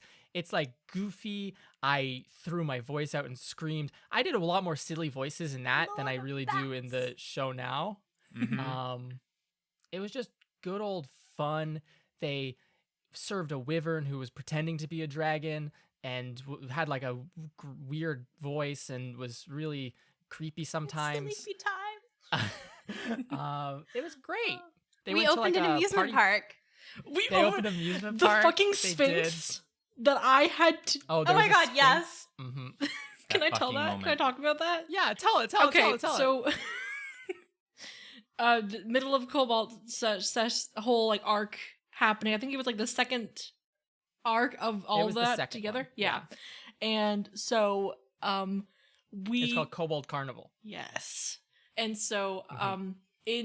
we made the carnival and there was a sphinx there that had been there in the previous one. We sort of made them, I guess, the security guard for a Mhm. section, and the way Luke Mhm. talked as a sphinx was like, oh yeah, I'm not gonna hurt anyone, and my character was not leaving that room until he said it like straightforward, I'm not gonna hurt anyone, I promise. But he didn't. So like for 10 minutes I was like, no, listen Yeah. to me. And like we're all like laughing, and like I'm almost in tears from laughing, and I'm like, listen, I'm not, you have to tell me right now you're not gonna hurt these people. And he's like, oh, I promise I won't. And eventually my character was literally like dragged out of the room by the other players because I wouldn't stop. Oh, I get it. We don't kill them. Wink. I'm The- still not over that. I have so many emotions still. So the first time we ever played kobolds, I'm sorry for excluding you in this one, Carla. Oh, that's fine. Okay. The first time we ever played kobolds, I made a quick little thing called the Kobold Caper. Very fun. It was about person named Clark who ran like a little bar who stole a diamond, the Diamond of Destiny, and went insane and became Clark Lord of Bats and screeched about it. And that was prepped out. I spent time prepping that one, but then we finished it very quickly. And they were like, oh, can we do another one? And I was like, right now? Yeah, Luke, right now. And I was like, okay, give me 30 minutes. Because I had like an idea, which was the name of the second one was The Kobold Killer, where someone had tried to kill this wyvern who was their leader and stuff, and they had to investigate. It was just a good old fun, but that is the most improvised and unprepared I've ever been for any DMing ever. Where as they were investigating, I was like, this is the like, it's like everything was being created as I said it out loud. It was just such fun. They were like, let's go to this mushroom distillery and like break down the doors and read people's handwritten notes. And then there was like a confession. It was wild. I will It's say so Kobold fun. was like my favorite. I have already forgotten the very first arc of anything that we ever did together, like the very run of the mill this is Mhm. D&D, getting to know each other kind of thing. Yeah. I've forgotten that. I'm sorry to say, a part of your first DM. Most of it. Yeah. But I've forgotten most of it. I remember you should. I remember some things. I remember Grandpa secretly being evil and me being like, called it. But like kobolds, I will never forget kobolds, and if I do someday, I need someone to hit me with a notebook with all the notes in it so I remember. Y'all remember spaghetti? Sarah, that's your job. Y'all remember spaghetti? That's my favorite joke I think I've ever made. Y'all remember Only spaghetti? surpassed by in the podcast when I made an entire arc out of the joke Hall of Mirror with one single mirror. Not solar energy? Oh, also solar energy is a very good joke. That arc had all my bangers. But so they went to a party palace. I don't know if you in real life, listener, have been to like a party place where there's like the jump so there's one specific one that I'm thinking of that I went to with my brother where it had like the trampoline. It's like what is it called? The trampoline house? What are they called? Oh, Bounce those house? things. Like about like the places where there's like a bunch of trampolines on the ground and like foam pits and rock walls and stuff. But then The there's place we also... literally went to like a number of months ago yes with everybody together. similar to Yeah. that, except there was also at that place VR, the one I went to with my brother, and we played some VR and it was fun. So I did a very similar thing for the players where they went and there was a bunch of trampolines and like a foam pit and there was like a rope course too. But then there was these pods that just had like a big slider on them that was like, one of them was like opera, and then one of them was like normal, and then the other one was like spaghetti. And they were like, what? And so they switched the dial to spaghetti and got in the machines, and it was just VR. And there was this, and it was fun to be like a video game NPC where they were trying to talk to him like an actual NPC, and he was just like, I need you to take me to Long Ridge, and no matter what they would say. God. And it was just so fun. It was a spaghetti western. It was a spaghetti I've tried to western, kill that yeah. character Spaghetti so many western? times. That's. Anyhow. I think that's still one of my most favorite. Of Yeah. the Literally, NPCs kobolds was ever. like the greatest thing to happen, and I'm sad it's gone, but I can't imagine it. I can't imagine where it would go now. You know what I mean? Like it ended on the perfect Wild note. Cliff. Long Ridge. Wildcliff is like the spiritual successor in my mind to the Absolutely. kobold stuff. So Um, good. Was that a Sam question or That was a me, Sarah so question? Sam's turn. Oh, Oh, sorry. I was Sam, so one sucked question, into please. kobold world. It was so I was like, oh my god, we just spent half an hour talking about that. Sam, ask a question. Why don't you? Do. This question is from, I believe it's Discord. From, I don't know if I'm going to say this right. Tessa? Oh yes. What color from are your Discord. dice? Oh, I'm glad you asked. Oh no. Oh, I've been waiting Bring for the this question. collection. Yes. So I'll go first. The way I have it is for like Christmas a couple years ago, I bought all these schmucks except for Carla because she didn't play D&D at the time. A big D20. Yes. It's chonky. I'm going to drop it on the table. It's loud. That is what I use to roll for bosses because I just think it's very fun. It's very ominous. Other than that, I have some orange ones that I'm very fond of and roll very high, and I often don't use because they do hurt people. And then some yellow ones, some white ones. I have like a marbled gold, like caramel and black colored that I got when we started the podcast, just as like our colors are black and yellow, haha. Yeah. Oh, and Sam gave me this wonderful like red and black set and these two sparkly blue translucent D10s. They're lovely. I love all my dice equally. I was just gonna say that my collection is boring, and by collection meaning I only have 2 sets, and I only use one because the other set all roll horribly. So I have a pink one and a teal one. I typically use the teal bluish one because those are the ones that roll well. But I really want to buy more, but then the ones that I really want are unavailable. I like the ice cream ones because I love ice cream. And there's this company that makes ice cream dices or dices that look like ice cream. Dice But cream. Yeah. I really want one. So those are my dices. I have a lot of dice. yeah. I have too much dice to know what to do with. A lot of them are green, varying shades of green. I have a lot of blue. I have like a bright a bright cyan marbled with like white. That was my first set, and it has served me well. But I have, including those, I have a set of sparkly black dye. I have a set of sparkly translucent white dye. I have a set of completely gray dye. It looks like a rock with stone dice. I have one that's called bone dice. Yes. Which just looks like aged bone. It's not actually made real of bone, unfortunately. Aww. And one of my newer favorite sets is a kiwi dice. So it's colored after the kiwi fruit, and I love it so much. We should post. I'm gonna say this. We should post pictures of our dice. Yeah. Why don't we ever do that? We should do Because that. I keep forgetting. Let's do it. I want to do it. Sarah and Sam. All of my dice come with a story. Are you okay with me telling quick stories? Are you gonna talk about the cursed dice? Yes, I will. When we started Okay. playing D&D, there was nowhere in the small town where the university was for me to pick up dice. I didn't know about anywhere. I didn't travel around a lot, so I was borrowing from my friend D&D mom. And one day after one of our sessions, this is when we had more people in our group for just regular stuff before the podcast, and So many. we found a bag of So dice many. in the couch, and we asked everyone in the group. No one knew who they were. D&D mom messed with them and were like, man, these suck. And then I was like, I'll take them. And then they worked fine for me. And so They're so don't say they work fine. They are too good. They're so good. but they only work for me, which I don't understand. I think there's a special connection there. Anyway, those are my first dice. You're attuned to them. Yes. Then this is before I really used Amazon. I didn't have a credit card or anything like that.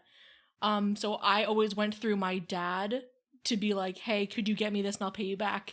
And so for my birthday, and this was the last year at university, for my birthday, I was like, hey, can you get me this like 7 set thing? Because right away when I saw them, I was like, I can give a set to each of my friends, and it's gonna be a great symbolic thing. And so I got those from my dad for my birthday, and then I gave everyone a set of dice. I like picked out like the bag and the color, and I was like, who would like this the most? And so I did all that. And then funnily enough, I lost one of the D10 in my set, but a couple of months earlier when I was finally like, I'm gonna buy some dice by myself, me and D&D mom went down to the store, we picked up a thing, we both looked at it and were like, yeah, this is the whole set. We bought it, we went home and I looked at it and it was only D10s, and it was like these blue sparkly and it was only D10s, and we were like, but we looked at this was a whole set. And so I was like, okay, I'm going to give a couple of D10s to each of my friends. So I replaced the dice that went missing with one of the D10s in that set. And those are the only funny jokes. I bought another set from Gametronics one day. There's no funny story behind that one. They're really pretty though. They're like blue. I love dice. Sarah? So I have a few sets. I feel like I don't have any crazy interesting stories though. I have my favorite dice, which are sort of a blend of pink and purple, which I just think are very pretty and I like and often tend to roll well. I have these, they're a sort of chalky light pink with an interesting texture. It's like this is the set. It's very Oh. pretty. It's pink with white. Yeah, but they roll horribly because and this has happened sometimes where I've said this to you guys, I've been playing and I'm rolling too well and I'm not failing. So I literally switch dice to these pink ones because then I know that I will mess up at something and interesting things will happen. And then I have these super dark blue ones that they have like a little bit of translucency to them and it looks like you're looking into the deep blue ocean or something, which is just very cool. And then I have some hot pink dice, which I have, for some reason, there's like 50 million D4s in that color, so if I ever need to roll those, that's what I use. I'll say 2 little anecdotes about dice and then we'll get on with it. One, I always, because I get to play different characters and different enemies, I always try to use the color of dice that are most close to the enemy type. So for like the Oblex, I used like my reddish ones. For like bosses like Korka and Nesca and stuff, I love using the big, giant, dark black D20. Which is, by the way, it's trash. It's absolute dog shit. It doesn't roll above 10 most of the time. It's the aesthetic, it's fine. But the second anecdote I want to say is just a fond memory of when we all used to be able to play in the same room as each other, when we all lived in the same town. Of Sarah one night, me and Ben were talking about how we had bought salt and been checking the balance of our like our dice, and being like, oh, Yep. what are they weighted towards? Wow, our d20s are pretty good. And then Sarah was like, huh, and then just dropped one of her dice into her cup of water for some reason, thinking it would just float automatically. And it's just such a funny memory to me that she's just like, she did it so casually too. Like we were in the middle of telling a story and she just was like, plonk. Well, I didn't think it would draw any attention because I thought it would float. Because I read about this online, but you have to drop your dice into water, and I just missed the part where it's salt water. No, yeah, I remember the part where like you guys couldn't sit next to each other, or else you guys would start a fight. And then like, Oh, yeah. then D&D mom had to physically fight. move you guys, and then you guys would fling your dice at each other in the middle of like our Right, session. it's just the D10s. You can spin like a top. So we were seeing how Like fucking Beyblades. long they would spin for, and then we were trying other dice, like we were spinning D8s, and we were trying to get the record time. Yeah, truth. It wasn't Chaotic. distracting to anyone at all. We paid Oh attention. no, absolutely not at all. All right, our last Patreon question, not our last question of the Q&A, will be going on for a little bit longer, as you, the listener, can tell in the future by time the episode code. length. 3 hours? What? But from Oh. Jack on Patreon, what area of study is Wildcliff most known for and considered its best or most prestigious department? Which department is considered the worst? Well, you would have an Answer it. actual I would love- answer. We Conjuration. we would have like personal thought on what is the best.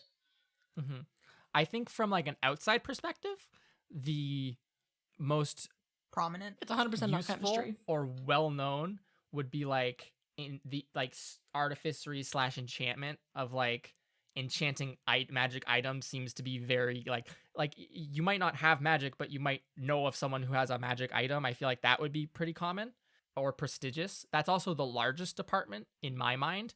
Like the most people belong to the enchanting department. I feel like alchemy is like the worst because everything keeps blowing up. Alchemy, I would imagine, is not very large. I think for me it is probably a tie for the most for the worst department. A tie between maybe the conjuration department, yes, Ben, and maybe the alchemy department. I Is think. history Those an are- actual department? Because I only say conjuration. I only say conjuration is the worst because it's literally a supply closet. Uh-huh. that's a good point. Uh-huh. No funding. Yeah. I think that's a common theme for a lot of the departments is that they just lack funding. I mean, the musical applications department has like at least one student. Yeah, well, we don't know any other music students, so I'm just going to assume Mira is the only Oh my god, you're one. gonna walk in like the It's first just- day, but before you get your prosthetic, you're gonna walk in. They're gonna be like, "Well, they like throw the papers in the air. That's it. We're It's closed." over. There are other people I- in the music club, but they're all studying enchantment. Oh Yeah. wow. In my mind, there's other I imagine that there's like 4 people in like musical applications because I did describe that there was other people at your exams that Professor Raythorn was administering, Mhm. but they're not first years. Yeah, there's no other bards in first. Yeah, Yeah. I wonder if any of the Patreon NPCs are bards. I hope I get to meet I them. wonder. I hope we get to meet them soon as well. Ben, the next question is your question to ask. Oh shit! I have a cracker in my mouth. Hold on. I'll speak for Ben. No, What? don't speak for Oh, Ben. Hey. whoa. Is that what he sounds like? The teacher from Charlie Brown?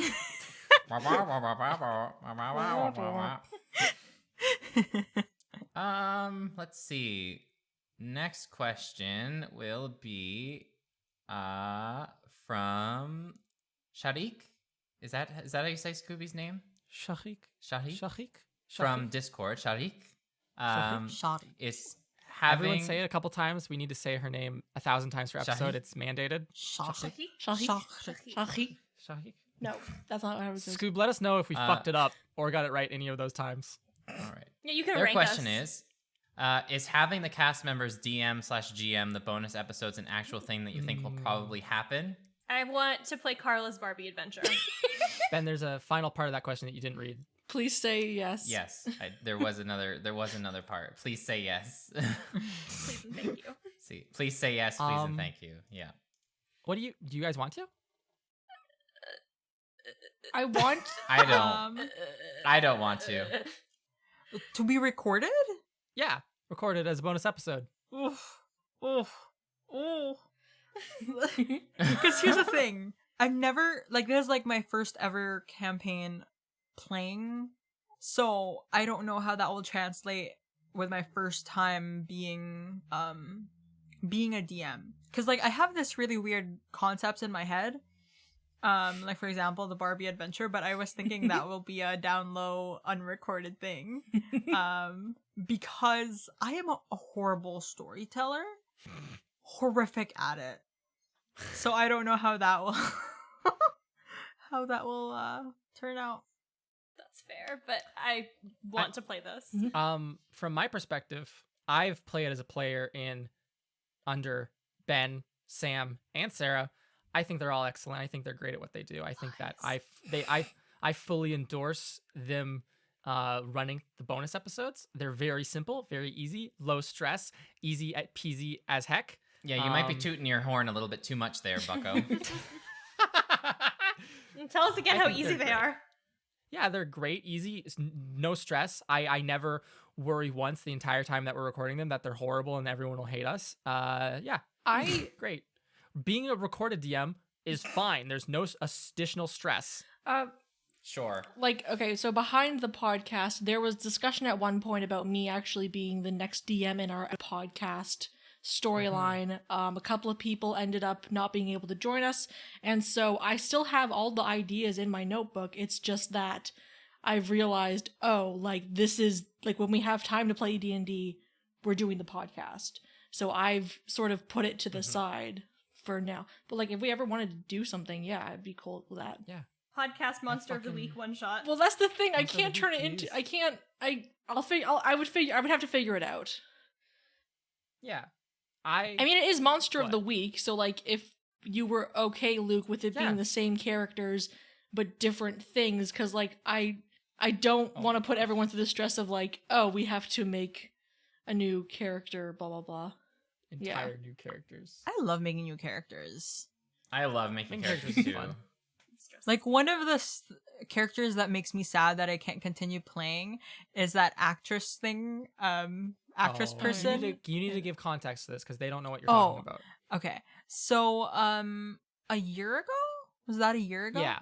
That was a year ago. We played a one shot kind of thing with all of us and D&D mom and D&D dad. Do you call them D&D dad and mom? Yeah, I we call her. yeah, I that's what call we her them. D&D mom. I don't think I've ever given him a name properly. You don't call Brad D&D No. dad. Because Shout out to Ashley and Brad. I love well, you like, both. because online, or at least, like, their things are switched. Like, Brad's mom and Ashley's dad, oh yeah. right? In our group chat, they call themselves mom and dad, but it's swapped and it's confusing. They're the parents of But our anyways, group. yeah, we were gonna play. Mm-hmm. We were gonna play. That's how I wanted to practice playing or running Call of Cthulhu before the Weenie Hollow episodes. Yeah. And anyways, And we were just we didn't get to finish it, but it was very fun. And I enjoyed my character very much. Oh, you're an. So the actress. question I don't was remember what about- your name was. what was the question? The question is complete. The question was about, like, you're the one who brought this up. The question is about, would you guys ever want to DM or GM a bonus Oh no episode, Carla? because, like, it was just like an aside because of making about characters. making characters and having fun about playing characters. Yeah, so I just had to explain the context. That you really liked your character for that one. Yes. Who was an actress who was pretending to be We an never investigator finished Yes. that of the one shot. I paranormal. want to so badly. No, we didn't I because want to bring I Darcy got back. stupid busy. Rip to my stuttering conspiracy theory scientist. Yes, I just want to be Darcy again. Rip to my boy who's probably dead by now in the hospital. Broken We leg got in you the to a hospital. hospital. Okay. Ooh, that was so fucking scary. Who Ben read that question? I did read Carla that read question. that question. Okay, Carla. My Please question. read another. My question. Okay, I would like to answer this just because it has to be answered eventually. But it is another question from Tom from our Instagram. Does Integrity plan on washing her rope from the first episode? I imagine that it's been at least half a year by this point, and I'm very worried about any possible fungal growth or disease the rope may have caused. Oh my my god. The answer to that question, Tom, is it is likely that Integrity would have cleaned it because she does take care of her ropes. She is very fond of ropes.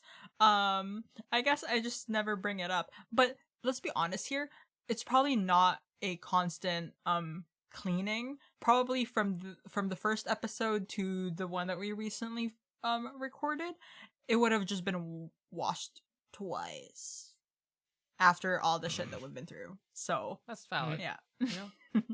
Who has the time of day? exactly. We're trying to fight Are you snakes busy here. doing other things that you can't clean your ropes? Hi, I'm here to sell you this great new product. Oh, Sarah. I have a question from Emily. Oh, perfect. For the players, what was the moment where you felt like you truly clicked with your character? Like you figured out what they were about and felt comfortable playing them? For Luke, what was the moment when the podcast really clicked for you when you were like, oh, this is going to be something great? Luke looks like a deer in headlights. It's because he hasn't figured it out yet. It hasn't clicked. With Mira, for me, I think it was maybe the middle of Pitter Patter where I was like, okay, I get this. I get what she's about. Because I feel like I kind of had the basic voice and general traits down at the beginning, but I think it just took a little bit of interaction with the world to then be like, okay, I get what her deal is. So I think probably around when they got to Patter was when I was like, okay, I'm on board. I get this. Also doesn't help that like Sam wasn't there at first and that was like a big part of the dynamic. So her being here definitely was really helpful for us. 100%. Because, like, we get into a lot of shit. Sereneth really, calms Sort us of walks in with the down. key to the jail cell. What do you guys do this time? I What think about the rest of you? When did you click? I think the same could be said with me in terms of, like, Pitter Patter, because that was the second or third, Third, the fourth, the fourth the fourth Fifth. arc. arc. And I think the specific moment would be when I was what's her face? Yona. Yona, when I tricked Oh, yes. when I Korka. tricked Korok, what? Not Korok. I Korka. love Legend of Korka. You tripped a Korok? When you Korka? tricked Korka into killing his own like right hand. Yes. And I think Yeah. that's when the whole trickery, integrity, Trick loving integrity idleberry. Always getting people killed. No, because I think that was the first time that I emanated what I initially planned for integrity. So I was like, oh yeah, I can do this. I just need to continue this path, and then I am who I am now. Solo trip into Isithil under the guise of subterfuge. Yes. Yeah. 100%. Like as feel soon like as that I was very much able so. to like start that, I was like, this is it. This is the moment. Oh no. This is I- the moment. There was just a lot of like, I knew you wanted to go there. I didn't know what you were gonna do. When I like a lot of that was just improvised of just like, I guess this is what's happening now. Good stuff. I feel like that's a good Winsler moment, like click moment. What about Sereneth? When did she click? I feel like there were two different clicks for me at least.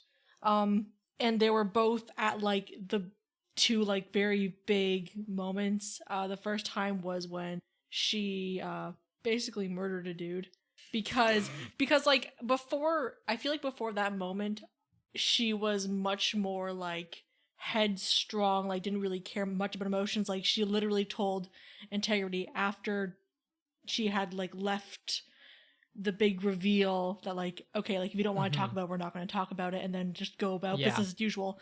And then the kill was like, oh, she is not as strong as I thought she was. Like myself reacting to the moment, like, oh, she's not that strong emotionally. Yeah. And then Integrity falling into, well, not Integrity, but transformed to be Integrity. She thought she died. That was another big emotional moment. And then like when, oh my god, I just had it in my head. No. Was it when Philip went blind? That was another big moment too, because it was like, oh, like she cares a lot about people. She's not just the, I guess, like everyone kind of called her like the mom or like the most responsible one in the Mhm. group, but like she has made mistakes, and she, Mhm. I feel like having that like the first kill was like a moment of like, oh, she's a person, and I can't Yeah. do that stuff anymore because I'm a like, I don't know what the right word would be. Like if I read a book and something bad happens, I am as emotional as if that happened to me. And so all Mhm. that stuff Yeah. happening to my character, I was suddenly like, oh no, I can't go into this like that anymore because I will Yeah. be crying after the podcast is done recording that day. I Mhm. can't do that. First blood. As for me, when did the podcast really click for me? I think a very easy answer to give would be after Sam came on, and then we got into Pitter Patter, and everything started. I think I've said it started feeling everything was firing on all cylinders for once, and it was really nice. I can look back on Pitter Patter and look at the things that I really didn't like about it and all that, but it is good, right? And I can say that with a lot of distance between then and now. But honestly, there's like a moment in most arcs where I have to sit back and be like, all right, I guess this is like, it's almost like cyclical. It has to happen every arc where it like clicks that, oh, okay, this is doable. This is okay. It's happening and people are enjoying this and the players are enjoying this and things are going off like I hope they will, etc. Right? So I don't know. It's just every single arc has to be like that. Bites. Yeah. Good question, Emily. I think we'll do a couple more and then we'll call it out. Called who out? Call it out. We're calling you Call out, it out. guys. We'll call it. We'll do like a couple more and then we'll call it there. Okay. All right. Sure. Call it a day. Call it off. How about I just run through these and the super quick ones so that we can get a bunch of these answered at once. How's Sure. that sound? Sure. thing. Okay. It's called a rapid What are fire. y'all's favorite ice cream flavors? Oh. Me or Mira? This one's hard. You first. Chocolate hazelnut. Marble slab s'mores. Vanilla bean. Toffee almond chill. That's what you had the other day. I was, and I'm like, Most oh my recent ice god, this cream. is so good. My favorite ice cream is mint chip. Oh, Mint chocolate yes. chip. Mint chip. That's my second favorite. Get out of here. And what are Swims and Artis's favorite ice cream flavors? Pistachio. I don't think Sarah has ever had ice cream. That's so sad. Windsor has also never had ice cream, probably. Mud flavored ice cream. Mud. I think mine would be maple pecan. I think Artis. pecan. I think Artis would really like a black cherry. Oh, Ooh. yes. Ooh, that's a good one. Next, really fast lightning round. Do you, This is two-parter. We does this. who has was to that know, from, does Kurt- though? Wait, what? Oh, that was from Oceanic and Soprano. I'm so sorry. We almost skipped you. Oceanic and Soprano. Thank you Yeah, for those remember ice the cream names questions. this time. Frick, lightning rounds are hard. From a two-parter from Dylan and Rio, we does is has to know, does Kurt is buff? And Luke, take a side now. How buff is Kurt? I don't know if any of you listeners know this. This is a very contentious argument. You've heard it alluded to a couple times in the show, whether or not Kurt is, in fact, buff or not. I know Sarah is a strong proponent of buff Kurt. I like buff just because Kurt. he like works metal and hammers metal so much. It's good. I think it's a reasonable assumption to assume that in the months or the weeks since 13 weeks since Wildcliff spring semester began, Kurt has become more buff. Yeah, Kurt is I wouldn't call him outright jacked, but I think if you compare original Kurt, he's toned at worse then. I'll take it. if you I'll take it. compare original Kurt to this Kurt, he is definitely buffer. Hell yeah. Buffer. Has Kurt always been like this even before coming to Wildcliff? Like, was he always a Like- trinket guy? Well, he's very poor, so no. Oh. He's very So he's well, just I living the assume life. he- Okay, he that I makes wonder sense. how he with got stuff. scouted. Anyway. I assume he fiddled with stuff. I like to think he fiddled with stuff, but he didn't have the resources to build golems per se. TPK when from also Dylan. What's TPK? Total party kill. Mm. I fear that every single time we get into combat. So it might be one of these days or it might be never. I'm terrified of it. Do you have but I plans if do we have die? some. I do have plans. You if are we die. right to be wary of a TPK just because Yeah. you know, a lot of us are really good at dying. Yeah. Mhm. Another lightning round from Saloni on Discord. What are Swim's go-to pickup lines?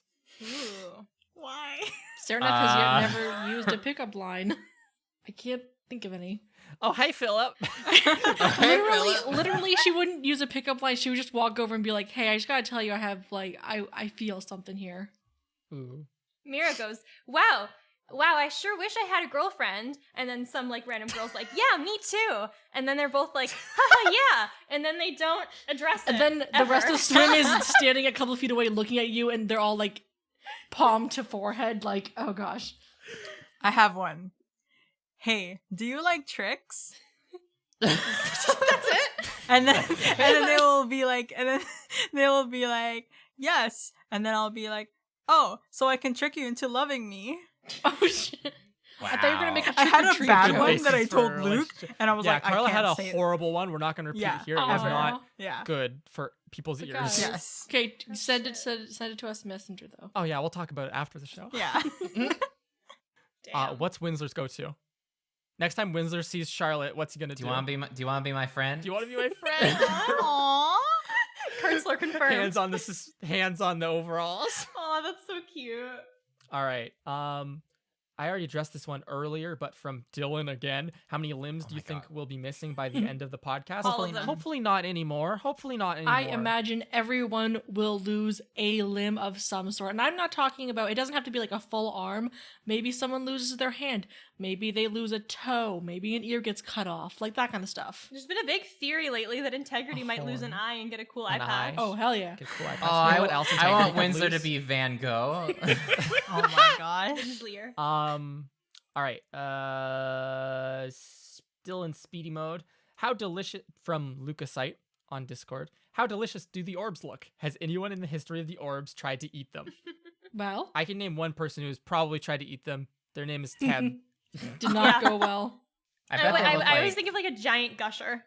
I my bet gosh. I bet they're just like giant pieces, like round. This is just Balls of bubble this is just gum. Wild But it's Cliff's version of 4 the Tide Pod inches. challenge. It could be Yeah. like one of those giant jawbreakers that Yeah, you have for but it's months also and then it goes gum. bad. How can anyone fit in their mouth? Carla, that's not 4 inches. What other good questions are there? Oh, there's There's one one. There's answer Luca. one. There's one from Luca at the bottom. Oh, that's what we're ending the show on. Don't worry. Okay. I like this one from Discord. Jenna, how much has fan engagement changed the way you look at the story overall? Are you more likely to keep fan favorite characters around when normally you'd kill them off? I don't thrive in killing off characters. I don't know what perception you have of me. Dane. Dane, Toll. That's the only 2 characters I've ever killed. Just Fiden. As far as we know. Fidan. Yeah. What happened to I- the sweet orc lad in Nebulosis? Oh, Cormit? Who knows? Cormit He's, no shit. he's fucking Well, dead then. But yeah, I enjoy when fans really get attached to characters and start coming up with things about them, because a lot of times if someone who is a fan of a piece of media really attaches to a single character, they'll think about that character with more a specific frame than I would think of the character. Because I can think of the character like, oh, I know these other things and these plans I have for them. But if like a listener is really fixated on a character, then they'll think about them from, oh, what do we know about them from what we've heard, and build off of that. And I feel like that feels very nice and organic, and it can like lead to some very nice stuff. If I find something that listeners suggest or like talk about they think a character would do, and it really resonates with me, I absolutely just take it. And I think that it's a wonderful collaborative storytelling. The same way if like one of the cast members said like, oh, wouldn't that character do this? I do it because they would do that. Yes, perfect. I came up with a protest slogan yesterday that I hope gets used. Yeah, it will get used. Oh, there's a good one on Discord from Eugene. According to Google, progenitor can mean either an ancestor/parent or the first person to get something started.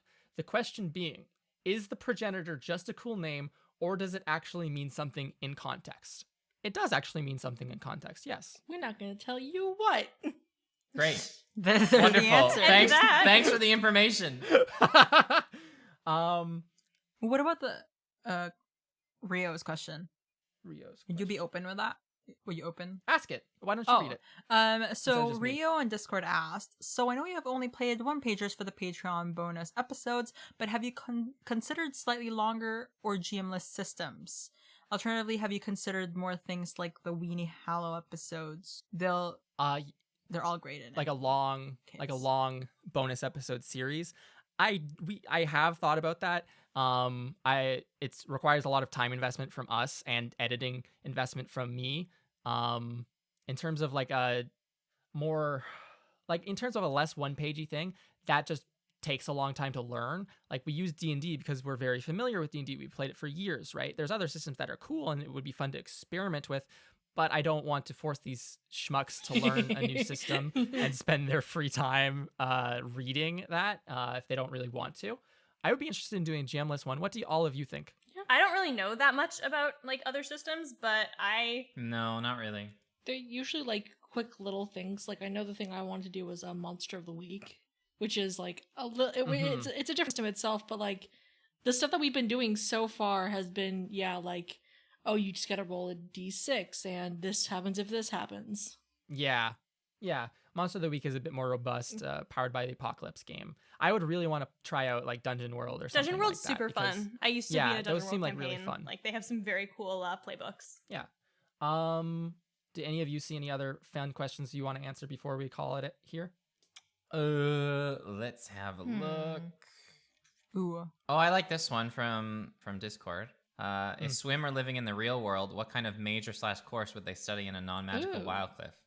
For Luke, this applies to artists as a teacher or NPC of choice. Ooh, that's fun.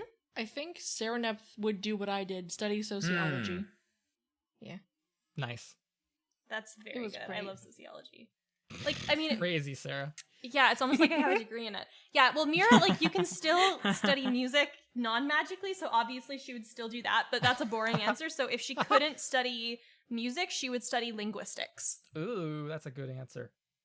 I think just because of Integrity's family background, I think that she would be going to college in terms of like Canadian college and learning how to Like a trade school. Yeah, trade school and learning how to do ergonomic shoe design. Winsler's a smart cookie, so I want him to be the best he can be. So it'd probably be some sort of engineering course, maybe. Hell yeah. Ooh. He could still, like, be friends with Kurt in that, because I bet Kurt would take that too. Yes, Yeah. Kurt is definitely in. Do you think Winsler would want to Yes. go to space? Probably. Who wouldn't? Oh, Little my little God, astronaut yes. child. Aw. I think Murundine would be in a business. I think all of the Murun team, which is Murundine, Ira, Karina, and Veldin. Maybe not Ira actually, but Veldin, Murundine, and Karina read to me as like business majors. Business majors. Yeah. Mm. Sorry to any business majors listening to this. All right, 2 more questions, then we'll call it. Okay. Okie dokie. Which ones? Which ones do you want? Tell me. Read them. Well, I already picked mine. Yep. someone else, Okay, please. on Discord, Okay, the from world's ending. Eugene, players, how would you describe artists in 3 words? Luke, how would artists describe each of the players' characters in 3 words? Serious? Hmm. Sad? Yes! Dad? How did you get mine word for word? Word for word. Really? Yes. Serious sad dad? Really? Oh my god, I God. think another one. Needs a vacation. Oh. Mm. Like Ben. Oh, not you, Ben. Ben needs a from Simply vacation Nailogical. too, and Christine Oh, wants like him one. okay. And Ben, you I also mean, need a a vacation. vacation would be nice. Hey, come to Toronto. Oh my god, Ben and artists go deserves on a vacation. I think artists would describe Mira as energetic, too much. Yeah, that tracks. Too much. Serenep would be responsible sometimes. Yo, that's only 2 words. Integrity, responsible sometimes. Mostly responsible sometimes. There we go. Integrity, Don't make that face. really means well. Really means well. And Winsler, Goddamn is scale. a lot of paperwork. Wow. I'm sorry. That's not Lots a of good one. paperwork. A lot of paperwork. A lot is 1 word. What's it? It's There's a fine. better. It's 5 words. A lot of paperwork is also one word. Lots of A paperwork. lot can be one word. Yeah, lots Of of is one paperwork. word, and paperwork is also another one word. A lot is not one word. What's happening? Lots of. There should Much be a better one paperwork. for Winsler. Too much much paperwork. Swim as a unit itself is too much paperwork. Swim as a unit is too That much. is true. Like Swim as a unit is too much.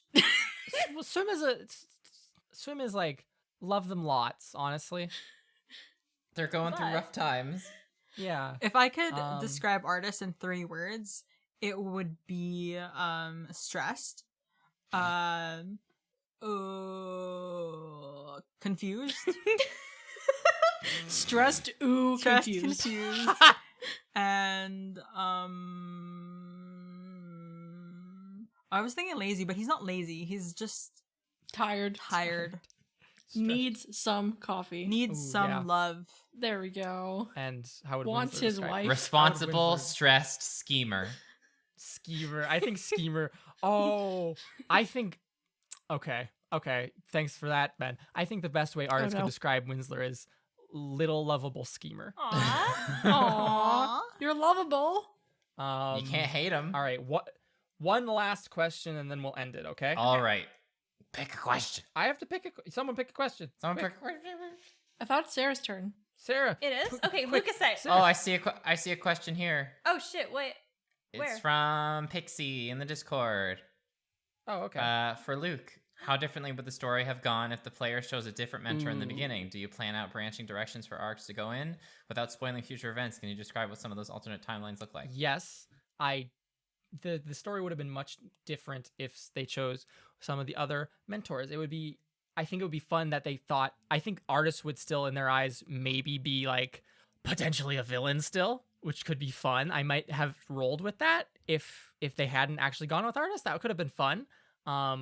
Nothing's concrete until it comes on the screen, so like it's cool. Artist is a good person. He's not a villain. But if he wasn't their mentor, it would have been fun if he was. Do you plan out branching directions for arcs to go in? I give a big generalized outline, and then I come up with a bunch of little triggers for different events. So it's like a big old tree of like this could go one way or this way, and then the players will sometimes be like, oh, but what about this branch that you didn't ever imagine would happen or be here, Luke, and you didn't prepare for at all? And that's when we have to end the recording session for the day so I Sorry. can prepare. Yeah. So that's it. I hope. Wait, how do you all feel? wait. What? This is from Lucas say. Yo, did y'all know there's a guy named Luke on the show? He's just there every episode. What? Really? What? I've never heard of that Fucking wild name. to me. Oh my god. What is he doing This is here? the Why first is I've heard he of on this. our podcast? I have fun doing these episodes, everyone. I like answering people's questions. If you enjoyed this episode, please leave a review and a rating for us on Apple Podcasts or your podcatcher of choice. You can check us out on social media at Trials and Trebs on Instagram and Twitter to see previews of the week's episodes, little art that is fun and good. If you make art and want to show it to us, tag us on Twitter and we will see it and love it. We also have a Discord server where if you want to ask more informal questions or just have conversations about stuff like this or talk to other people who listen to the show or other people who don't listen to the show who are just very kind, check that out. You can find that in the archives of our social media. We should probably make a post so people can find that easily because it's been like a year and a half since we last did that. And finally, we have a Patreon. You can support it if you have the means to do so and are comfortable doing so. It's not mandatory, as has been stated numerous times. You get a couple fun benefits from it, but primarily I think you should only support it if you really like the show, okay? And if you have the means to do so, or else you're not allowed.